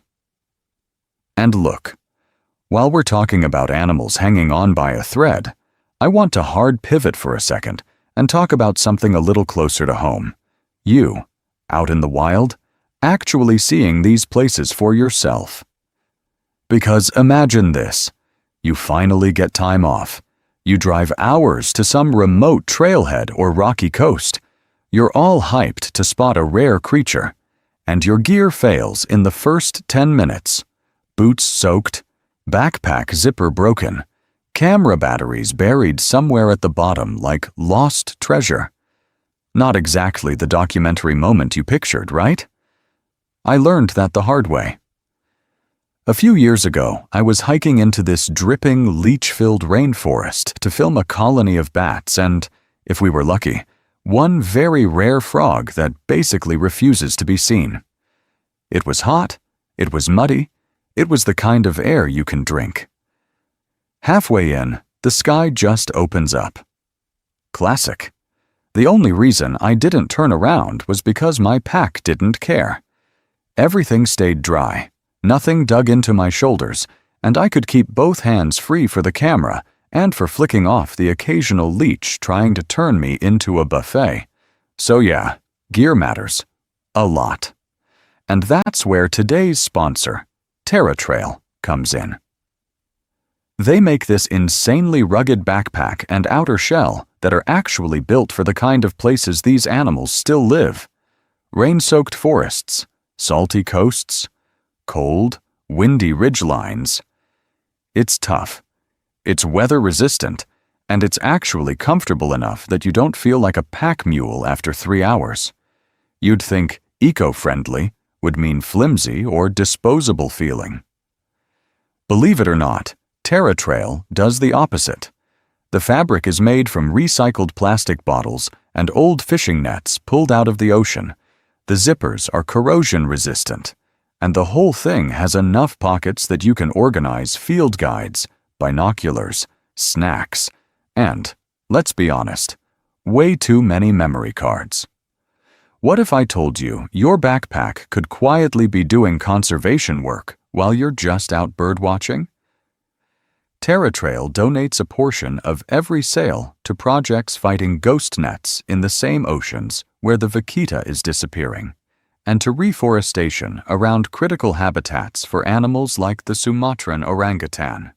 So whether you're joining a citizen science survey, volunteering at a beach cleanup, or just hiking to a lookout to scan for whales, your gear is actually backing up the stuff you care about. Guys, one of the absolute best things you can do is turn your weekend adventures into real data and real support. Bring that notebook, that camera, that curiosity. Let the pack do the boring work while you focus on spotting the weird bird or that one shy shark fin. If you want to check them out, hit the link in the description and use the code WILD25 for 25% off your first order. It supports the channel, it supports conservation, and it keeps you from hiking with a squeaky school backpack from 2012. Speaking of, let's get back to it. Because the next animal on this list lives in a place so harsh that even TerraTrail would be sweating. Out here, survival usually belongs to the animals that can run, climb, or fly their way out of trouble. But what if I told you one bird did the exact opposite, and almost paid for it with its entire existence? Imagine an island with no predators, no cats, no stoats, no snakes, nothing. You'd think that's paradise if you're a bird, right? Over thousands of years, this species got so comfortable, it literally stopped flying. Wings shrank, legs got chunkier, and instead of soaring over the forest, it just stomped through it like a feathery little tank. And no, before you say it, this is not the kakapo. Different island, different disaster. This is another flightless bird that once filled the night with its calls, a kind of living echo in the forest, and now there are so few left that you could practically memorize them by name. Here's where things go from quirky evolution story to horror movie. Humans show up. With humans come ships. With ships come rats. Yeah, you heard me right. Rats. The tiny supervillains of island ecosystems. They pour off wrecked boats and docks, sniff out nests, and suddenly this relaxed, ground-dwelling bird that never needed to fly is sitting on a buffet line. Believe it or not, we almost lost it without even really knowing it was there.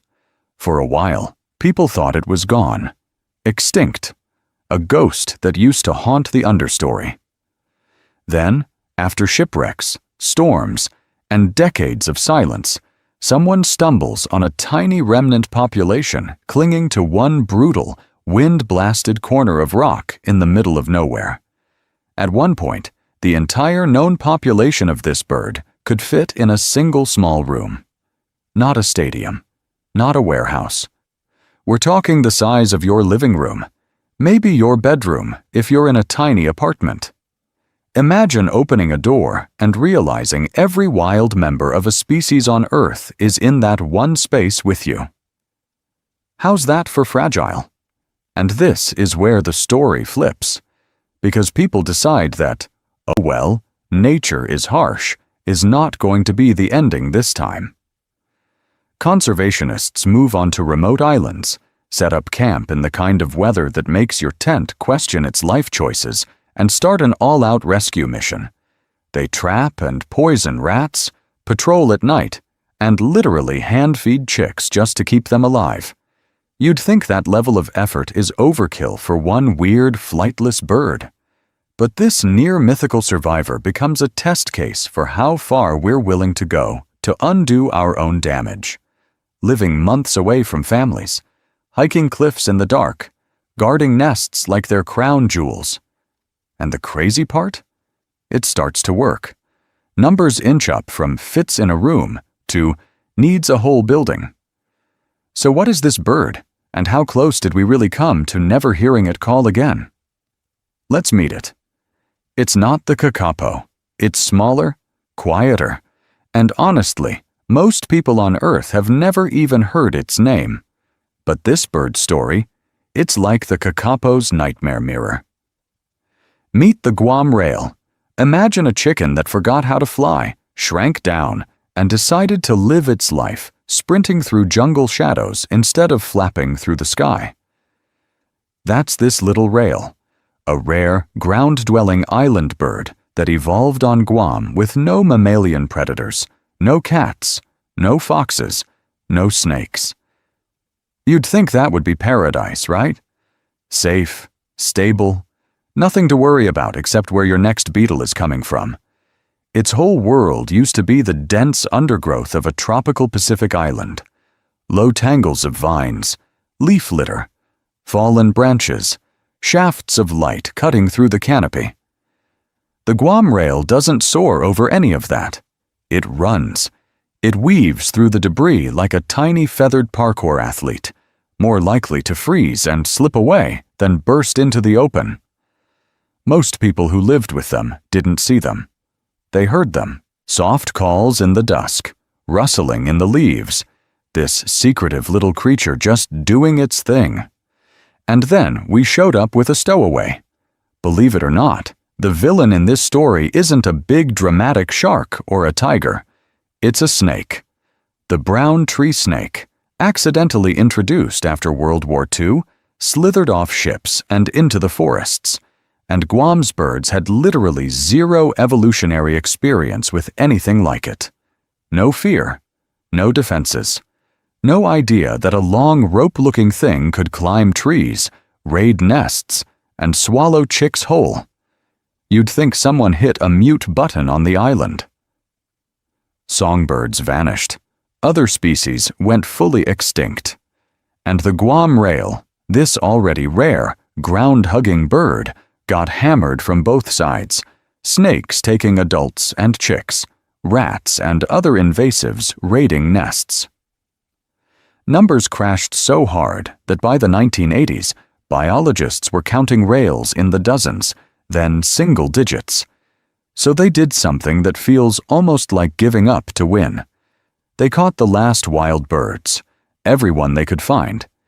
And then Guam went quiet, functionally empty of its own rail. In the wild, it was gone. Those survivors were flown to zoos and breeding centers. Tiny, nervous birds in plastic crates representing an entire species. For years, the only Guam rails on Earth scratched an artificial leaf litter under fluorescent lights, while keepers tracked every egg, every hatchling, every genetic line, trying to dodge inbreeding and disease. It's the same playbook as the kakapo, just with less fame and no cute memes. But here's the twist. It starts to work. What if I told you this extinct in the wild bird is now back on islands again?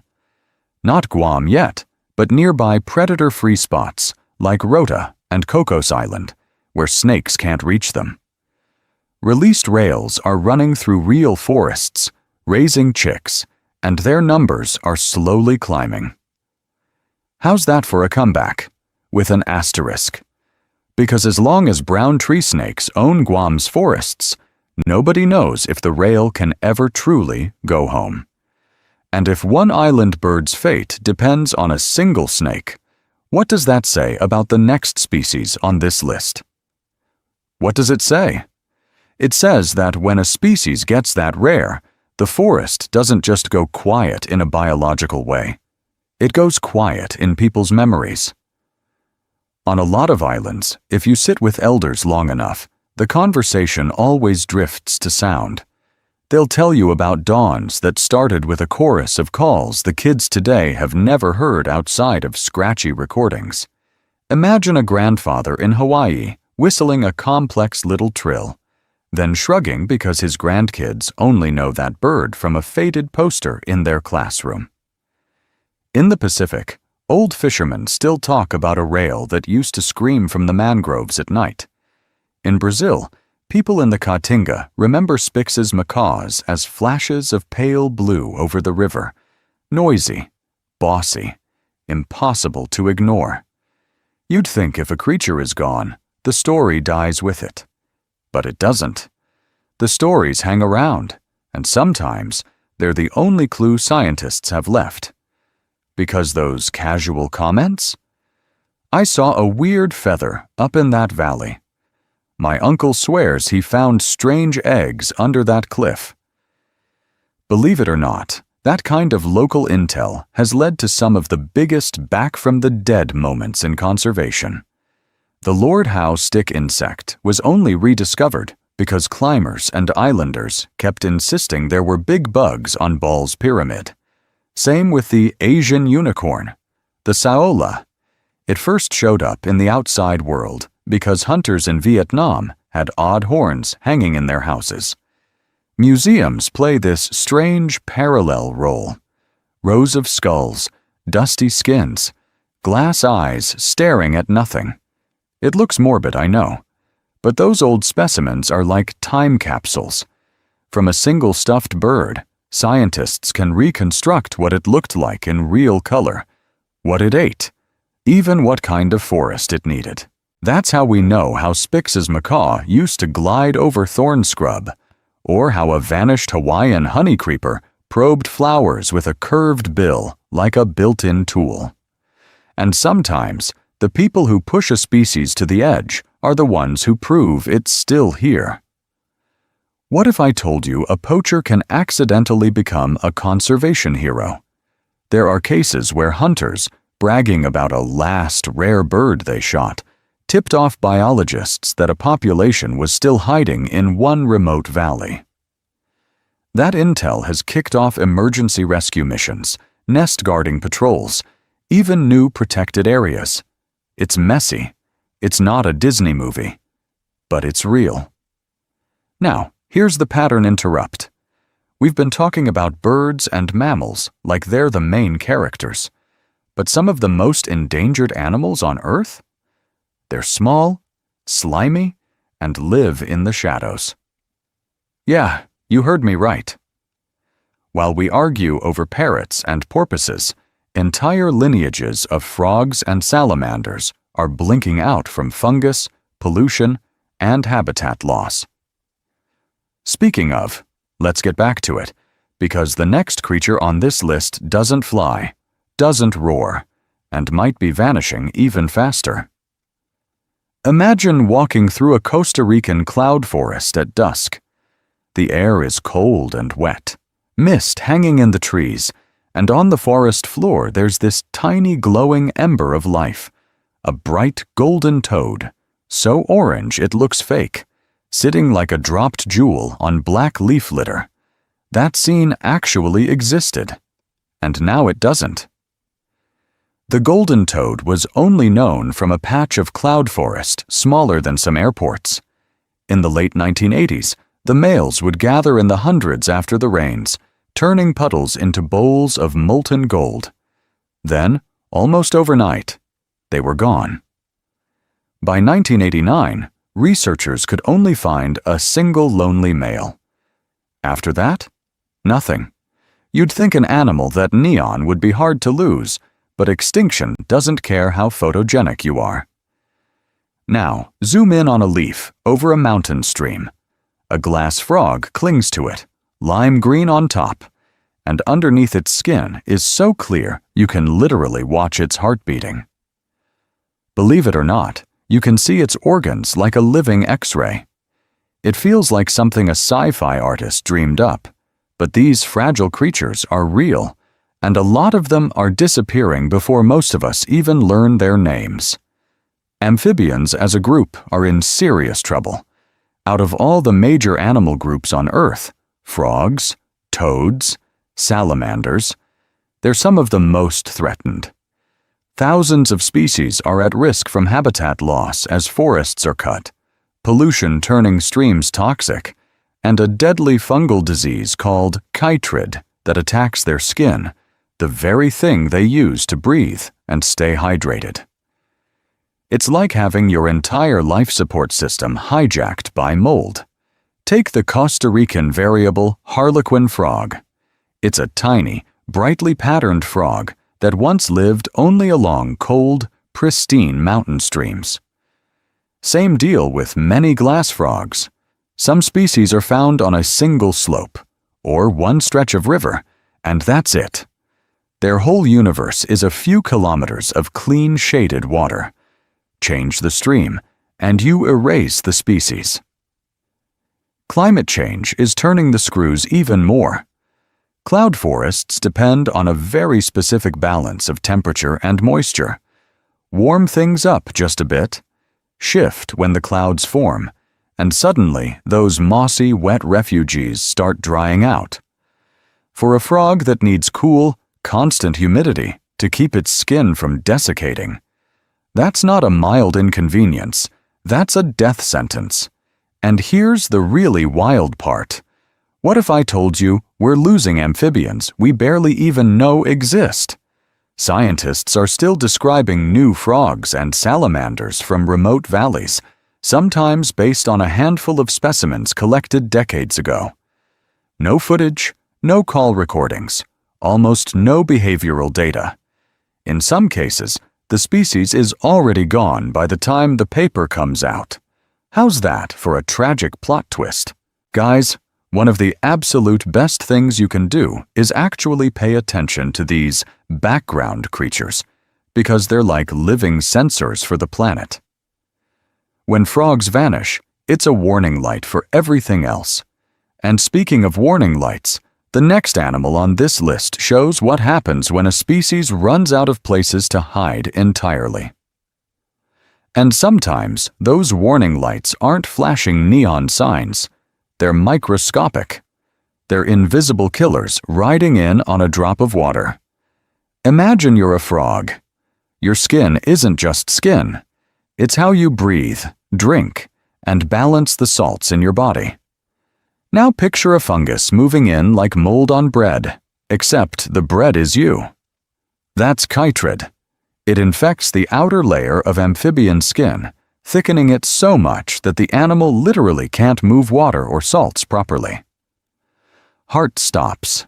Nerves misfire. Whole mountain streams go silent almost overnight.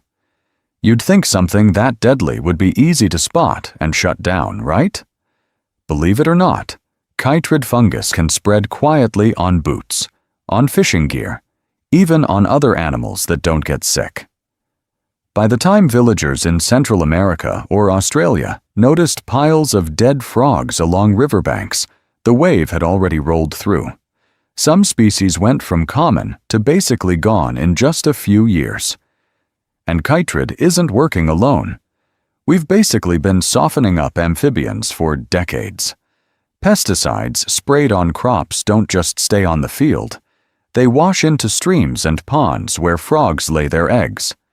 Those chemicals can mess with hormones, stunt growth, and weaken immune systems so much that a fungus or virus that used to be manageable suddenly becomes a death sentence. Add in factory runoff, plastic pollution, and fertilizer turning clear pools into green slime, and you've built the perfect storm. Here's the scary part. Amphibians are like living lab tests for the whole planet.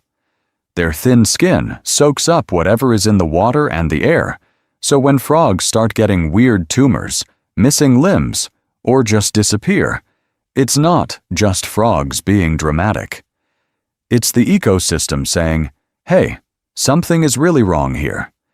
You might not care about a tiny poison dart frog right now, but when the same pollution that wiped it out starts showing up in your drinking water, suddenly that rare little creature doesn't seem so distant. So what do we do when the wild isn't safe anymore? For some of the rarest species, the only option left is what's called an assurance colony.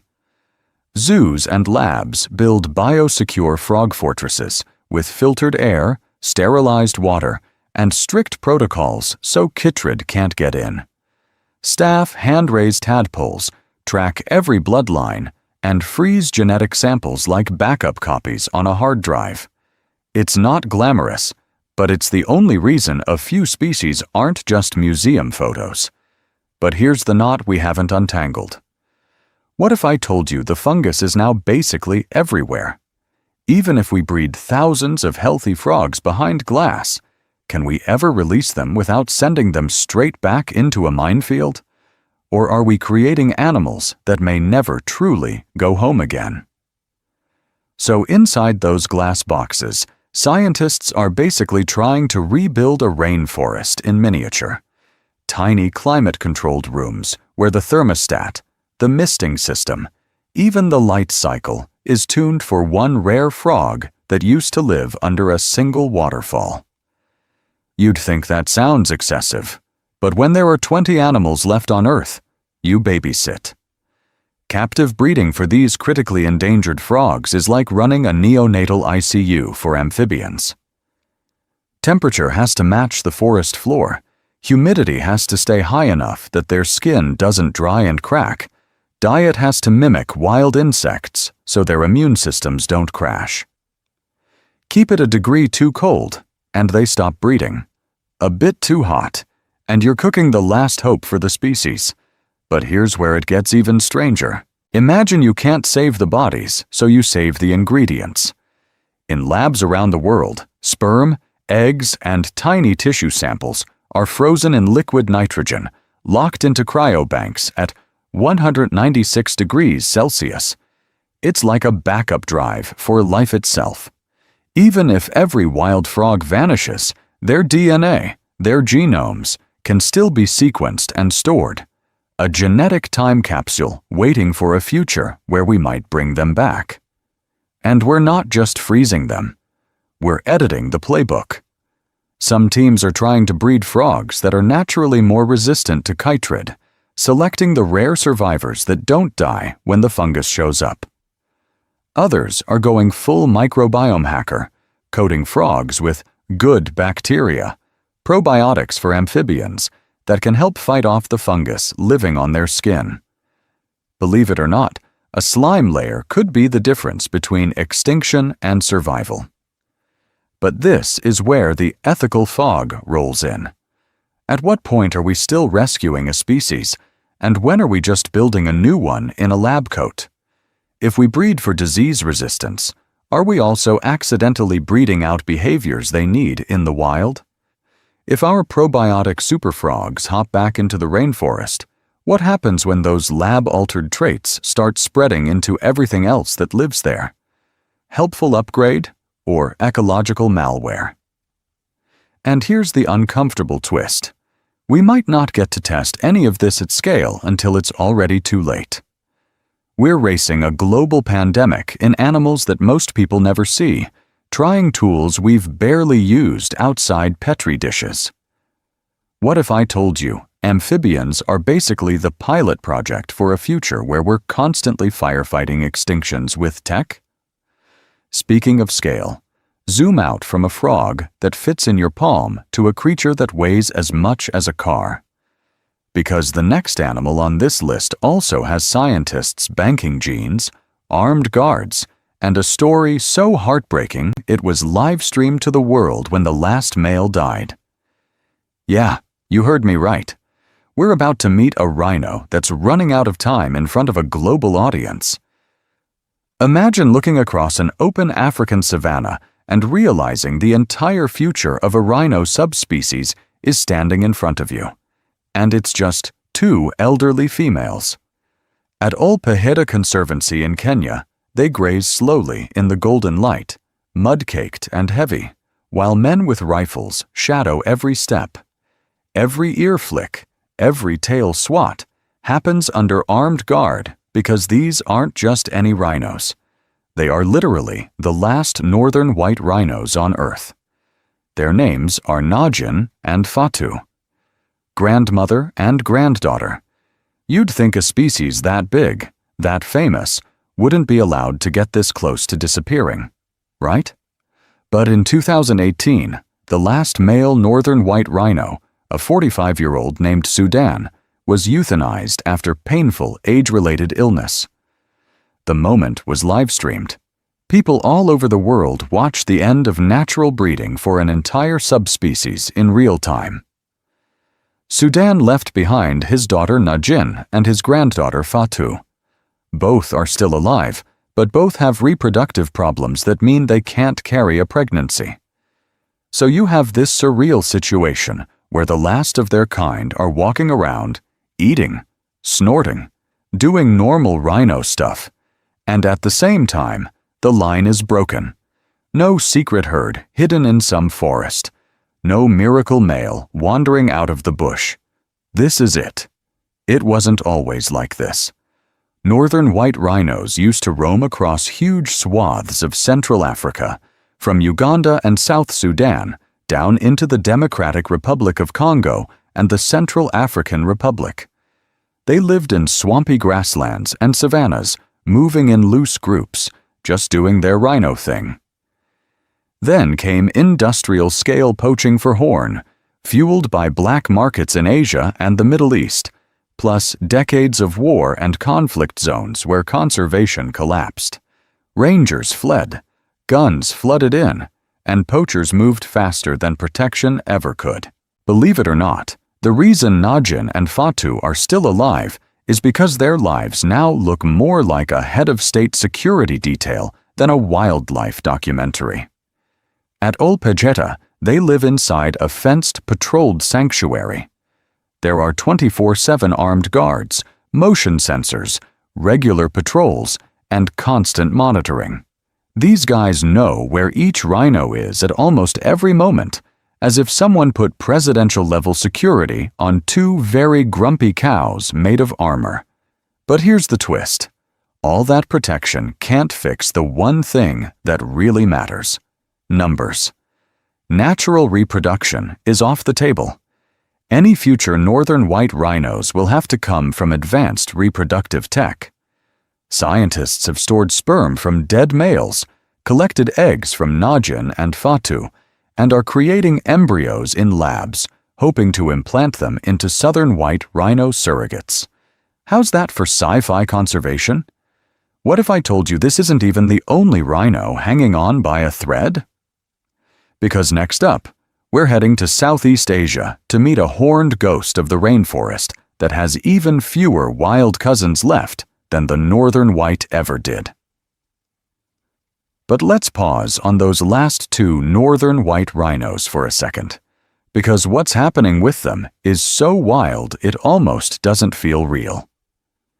Imagine taking an animal that's functionally extinct in the wild, with only two elderly females left, and saying, "Yeah, we're just going to build the next generation in a lab." That's literally the plan. Scientists have been anesthetizing Najin and Fatu, using long needles guided by ultrasound to collect their eggs, then freezing and fertilizing them with sperm taken from deceased males years ago and stored in liquid nitrogen like some rhino dating app from beyond the grave. You'd think that would be the hard part. Nope. Creating embryos is only step one.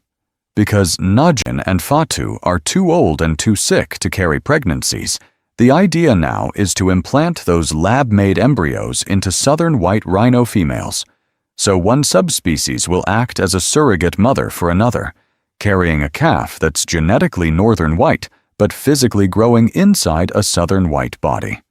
How's that for a cross-family babysitting gig? This is in vitro fertilization, embryo transfer, the whole human fertility toolkit, but scaled up to a 2-ton creature that does not care about your delicate lab schedule. Every procedure needs a huge team, cranes, custom equipment, and a lot of anesthetic that has to be exactly right.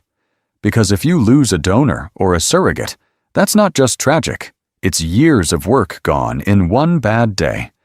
And then there's the money. These projects cost millions. Planes, vets, security, specialized labs, endless permits. Believe it or not, there are people in conservation who ask, is pouring this much into one subspecies fair when we've got vaquitas, Javan rhinos, and entire forests full of rare creatures collapsing? It's a brutal question, but it's real. Do we go all in on a moonshot, or spread limited cash across simpler, cheaper solutions like just not killing animals in the first place? To make things even more sci-fi, some teams are looking at stem cells. What if I told you they're trying to reprogram skin cells from dead northern white rhinos back into stem cells, then turn those into eggs and sperm? In theory, you could boost genetic diversity by bringing back lines that are already gone, instead of being stuck with sperm from just a few males. People even talk about gene editing, nudging bits of DNA from close relatives to rebuild traits that vanished when poaching wiped out most of the population. So is this the future of conservation, or a really expensive guilt band-aid for problems we still refuse to fix at the source? Are lab-grown rhinos a hopeful new tool, or a shiny distraction from the boring, unsexy work of protecting habitat and stopping guns and snares before species hit this desperate stage? Keep that question in your head, because the next animal on our list doesn't have a high-tech backup plan at all, and its clock is ticking even louder. And that ticking clock isn't just for some obscure cave salamander you've never heard of. Imagine a world where the only place you ever see a rhino, a tiger, or an elephant is behind glass. Not in the wild, not on safari, just in zoos and old nature documentaries. You'd think those big, charismatic animals are safe, right? They're on posters, in kids' books, in every wildlife documentary ever made. They're the mascots of conservation. How could we possibly let them vanish? But fame is not the same thing as safety. A species can be globally famous and still be one bad decade away from disappearing in the wild. Look at rhinos. Fewer than 100 Javan rhinos survive, all crammed into a single national park. One disease outbreak, one tsunami, and that's it. Believe it or not, that's what too big to fail looks like in the real world. One storm, one virus, one poaching spike, away from an empty forest. Tigers? Same story. There are more tigers in captivity than in the wild, and many of those wild populations are chopped into tiny, isolated pockets. A few dozen here, 50 there. On a map, it looks like they're everywhere. On the ground, you can walk for days through tiger country and never see a single stripe. And elephants, these massive, intelligent creatures we all assume will outlive us.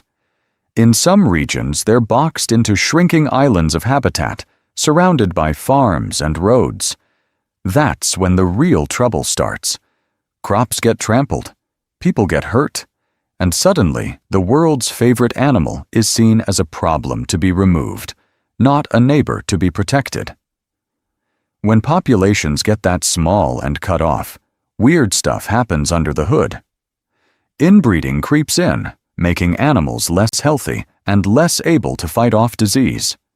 Every poacher's bullet hits harder because there's no extra herd somewhere else. Conflict with humans ramps up because there's nowhere left to go. It's like living on the edge of a cliff and pretending the ground is still miles away. But what if I told you it's not all doom? Some tiger populations have actually bounced back where governments got serious about patrols and stopped looking the other way on poaching. Black rhinos have crawled back from just a few hundred animals because local communities were brought in as partners, not treated like the enemy. When you give these animals space, safety, and time, they can do the rest. Quick pattern interrupt here. Of all the animals we've talked about so far, which one actually shocked you the most? Lock it in your head.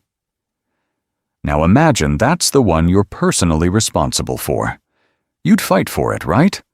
Hold on to that, because in the final sections, we're going to talk about what you can actually do from your couch that might decide whether your chosen animal makes it or doesn't. So you've got that one animal locked in your head, the one you'd fight for. What if I told you we've already done that exact fight, and won? Not in a movie, in real life. With species that were so rare, so close to gone, scientists were literally counting the last individuals on their fingers. You'd think once an animal hits that point, it's game over, roll credits, extinction. Believe it or not, sometimes that's actually where the comeback starts. Imagine a prairie at night in North America, and the rarest little predator out there is a masked ferret that almost nobody had ever heard of. Black-footed ferrets used to roam the grasslands hunting prairie dogs. Then we poisoned the prairie dogs, plowed the land, brought in disease, and by the 1980s, black-footed ferrets were basically a rumor. In 1981, a ranch dog dragged in a dead one, and biologists were like, wait, those still exist? They found the last tiny wild population, and it crashed almost immediately from disease. So they did something desperate. They captured every surviving ferret they could find, All of them. 18 animals. That was the entire species. In a lab and a few breeding centers, people worked around the clock, pairing them up, tracking genetics, hand-raising kits that wouldn't nurse, even teaching them how to hunt with sock puppets that looked like prairie dogs. Yeah, you heard me right. Sock puppet hunting school. Fast forward. Those 18 turned into hundreds, then thousands. Carefully bred ferrets were released back into protected grasslands, into places where prairie dogs were allowed to exist again. Today, black-footed ferrets are still rare and still in trouble, but they're out there, in the wild, peeking out of burrows under the stars, when by all logic they should be museum specimens and nothing more. Same story, different sky. California condors. These giant vultures with 3-meter wingspans used to soar over the American West like something out of a prehistoric documentary. Lead poisoning, habitat loss, and shooting hammered them so hard that by 1987 there were exactly 27 left, total, and not a single one remained in the wild. So again, humans did the weird thing where we decide not to be the villain for a second. Every last condor was trapped and brought into captivity. Breeders used puppets that looked like adult condors to feed chicks so they wouldn't imprint on humans, rotated eggs between nests to trick parents into laying more, and tracked every bloodline like a royal family tree. Once the numbers crept up, they started releasing birds into huge protected areas with strict lead ammo bans and constant monitoring. Now, we have hundreds of condors. You can actually look up and see these birds riding thermals over canyons they hadn't visited in decades. How's that for a plot twist? No, not every species gets a miracle. Some will still vanish, even with help. But these stories prove that critically endangered is not the same as already gone. Rock bottom is terrifying, but it's not always final. And here's the part where you come in. In the next section, we're going to zoom out from these huge institutional rescue missions and break down what you, sitting on your couch, can actually do to tilt the odds for your chosen animal. Spoiler, it's more than just feeling sad and scrolling past. So let's get really practical, because you sitting there in sweatpants with a snack actually has more power than you think. Imagine if even 1% of the people who ever watched a vaquita clip decided, okay, I'm doing one concrete thing today. The numbers for some of these animals are so tiny that a few thousand people moving in the same direction is not nothing. It's the difference between functionally extinct and we still have a shot. Action 1 is simple. Pick a favorite. One animal from this video that hit you in the gut. Maybe it's the vaquita, clinging on in the Gulf of California. Maybe it's the Saola, the ghost of the Annamites. Maybe you're weirdly attached to the Lord Howe stick insect, this giant bug that refused to die on a vertical rock. Now, look up a reputable group working on that species or its habitat and commit to a tiny recurring donation or a one-time gift if that's easier. $5 a month sounds like nothing, but believe it or not, that's vaccines, fuel, replacement camera traps, or paying someone to pull snares before they kill the next Asian unicorn. Second action, change one habit that's literally chewing up their homes. You'd think your snack drawer has nothing to do with a parrot in Brazil or an orangutan in Borneo, right? Yeah, you heard me right. It does. Start checking for certified sustainable palm oil, or choose products without palm oil when you can. If seafood is your thing, cut back on stuff caught with destructive gear like gill nets and bottom trawls, the same kind of nets that drown vaquitas as bycatch. One swap. One brand. One less excuse for tearing down forest or strip mining the ocean. Third, use your voice. It costs you $0 and about 3 minutes. Sign petitions that push for gillnet bans in vaquita habitat or for more funding for anti-poaching patrols where Saola might still be hanging on. Email or call your representatives and say, "Hey, I actually care if these species disappear." Then amplify it. Post about the Spix's macaw finally breeding in the wild again, and explain why enforcement against illegal trapping still matters. Is it going to fix everything overnight? Of course not. But politicians and platforms both run on attention, and you control more of that than you realize. Fourth action. Get your hands a little dirty, in a good way. Join a local frog survey, a bird count, a beach cleanup, a river trash day. These citizen science projects feed real data into conservation plans, and they build this culture where biodiversity isn't some abstract documentary word. It's a Saturday morning activity. What if I told you that counting frogs in a ditch near your house helps scientists track the same kind of extinction patterns threatening our rarest creatures? And finally, the easiest one. Share this video with one person who would normally scroll past anything depressing about animals and drop a comment with the species that shocked you the most.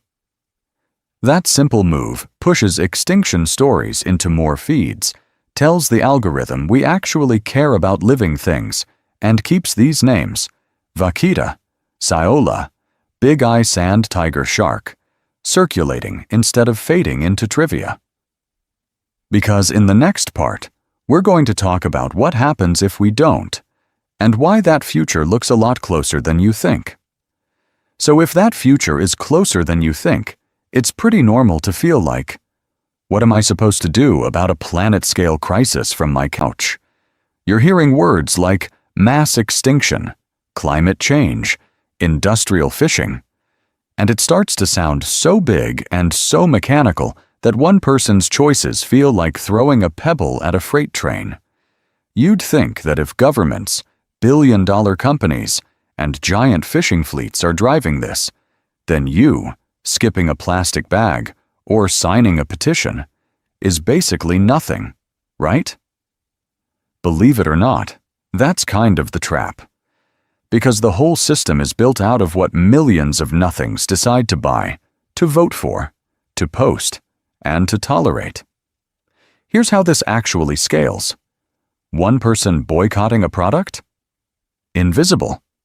1 million people switching away from tuna brands linked to destructive nets? Suddenly, that brand is panicking in a boardroom, hiring consultants, changing suppliers, and bragging about dolphin-safe labels.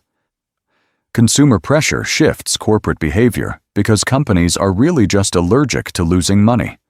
Same with politics. A single email to a representative is easy to ignore.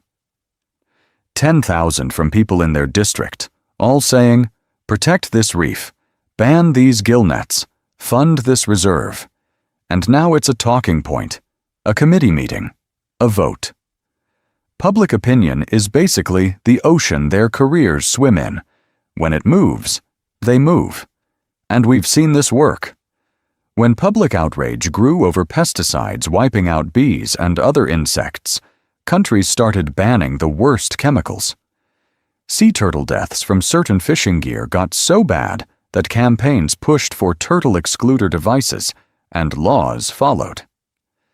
Mangrove forests, wetlands, whole stretches of coastline have been pulled back from development because enough people said, loudly, "No, this stays wild." Conservation is cumulative. It's not one heroic rescue and roll credits. It's each protected area, each rescued animal, each changed law stacking up, buying time for species on the edge while scientists, rangers, and local communities fight for a long-term fix. One more year without a new mine in that forest. One more breeding season with poaching under control.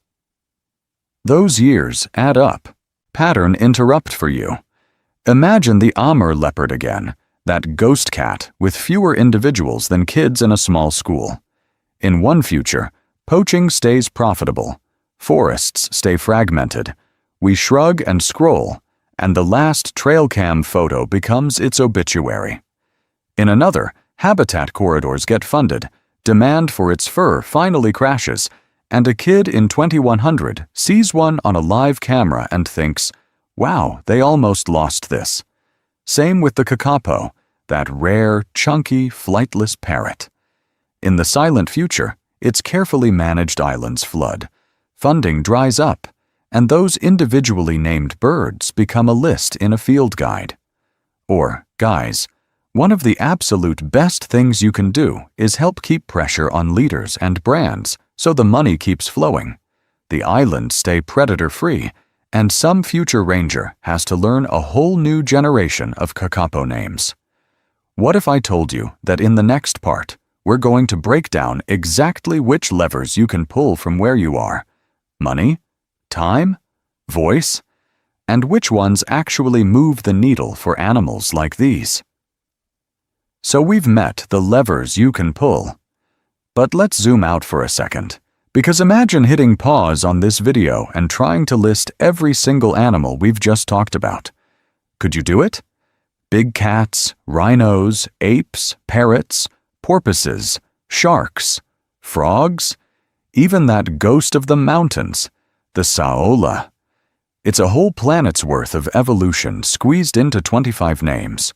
You'd think a list like that would feel random. It's not.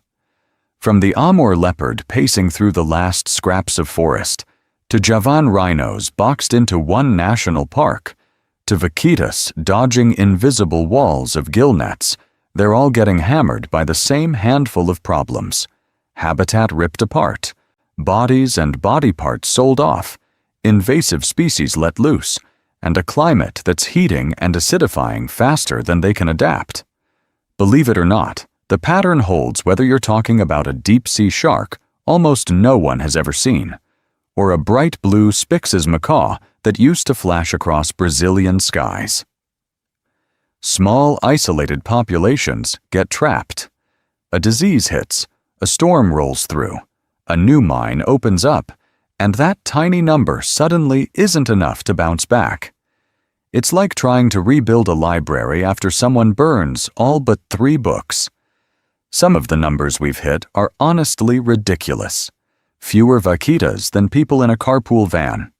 Fewer Javan rhinos than students in a single big lecture hall, all inside one park. A kakapo population where every bird has a name, a personality, and a dating profile in a database. How's that for rare? We're not talking about lots of animals far away. We're talking about lineups you could fit into a school bus, and behind every one of those statistics is an entire hidden universe. Social rules, weird behaviors, relationships that have been running for millions of years. A saola leaving scent marks on a trail no human has ever walked. A Sumatran orangutan teaching her baby which fruit trees ripen first after the rains. A frog calling in a forest that only exists on a single mountain ridge.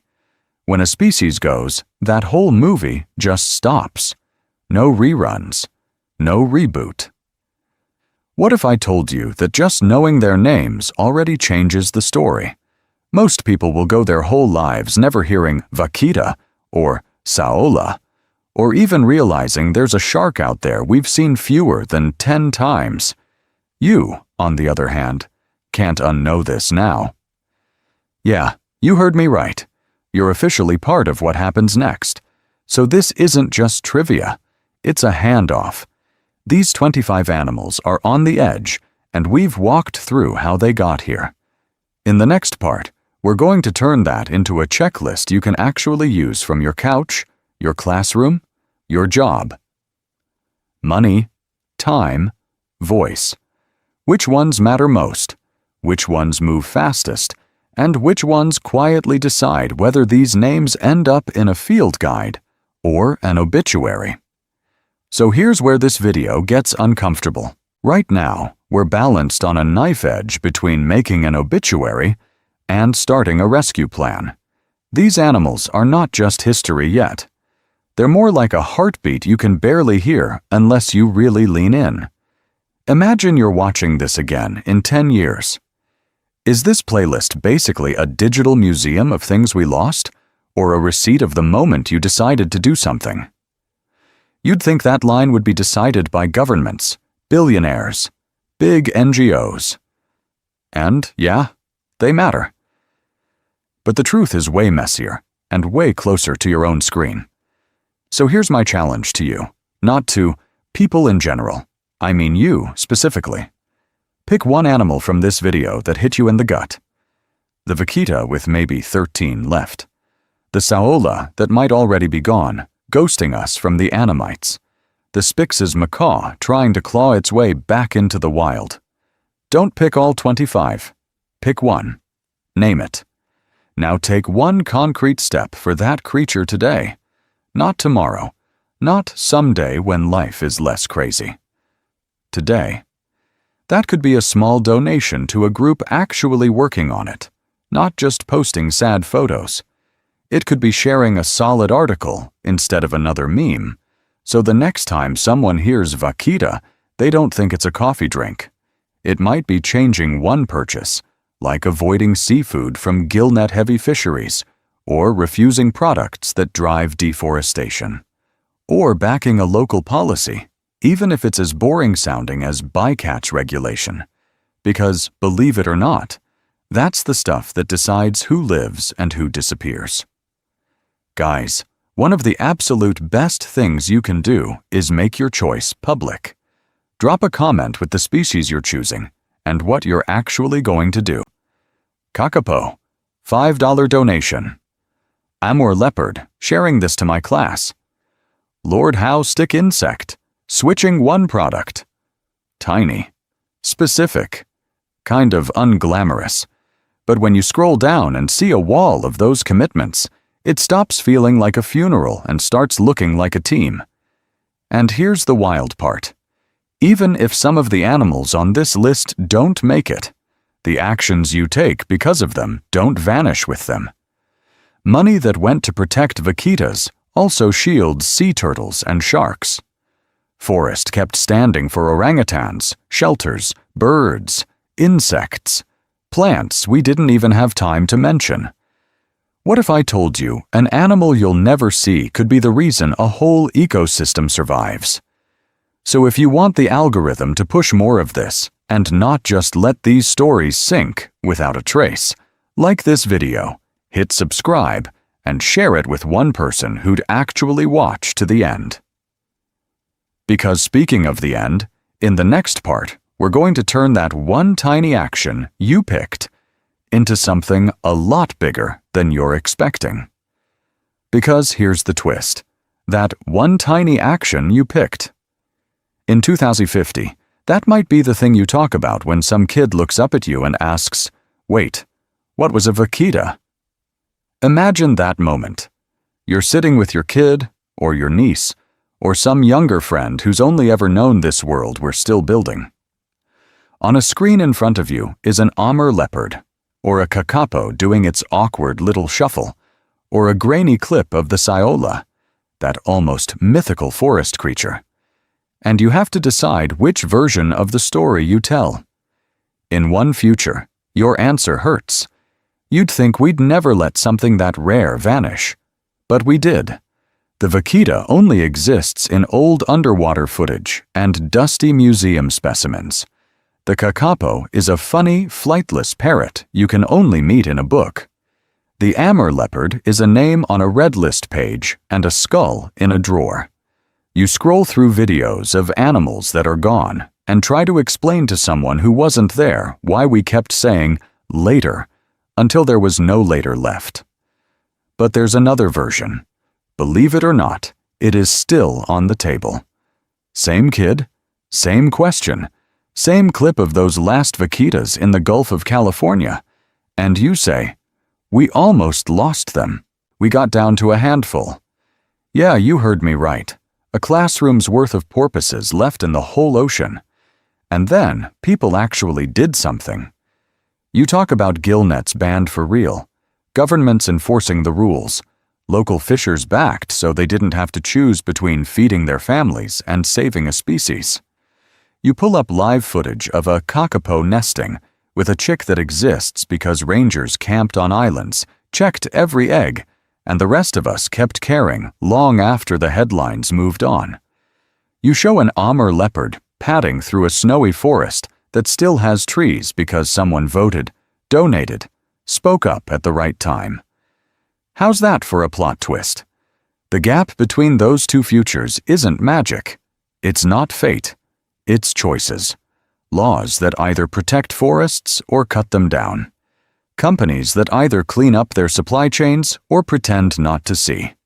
Millions of people who either shrug and scroll or decide that this is the line where we stop treating extinction as background noise. So I want to say something really simple. Thank you. Not just for watching, but for looking straight at something painful and not clicking away. For letting these animals be more than trivia in your feed. That willingness to stay with the discomfort? That's where change usually starts. Final shot. The camera settles on one animal we've met today. Maybe it's a Spix's macaw gripping a wild branch again, wind ruffling those pale blue feathers. Maybe it's a vaquita surfacing once, quietly, in a calm sea. It breathes. It moves. It is alive. As long as they're still here, the story isn't over. Which version you tell in 2050 starts with what you do after this video ends.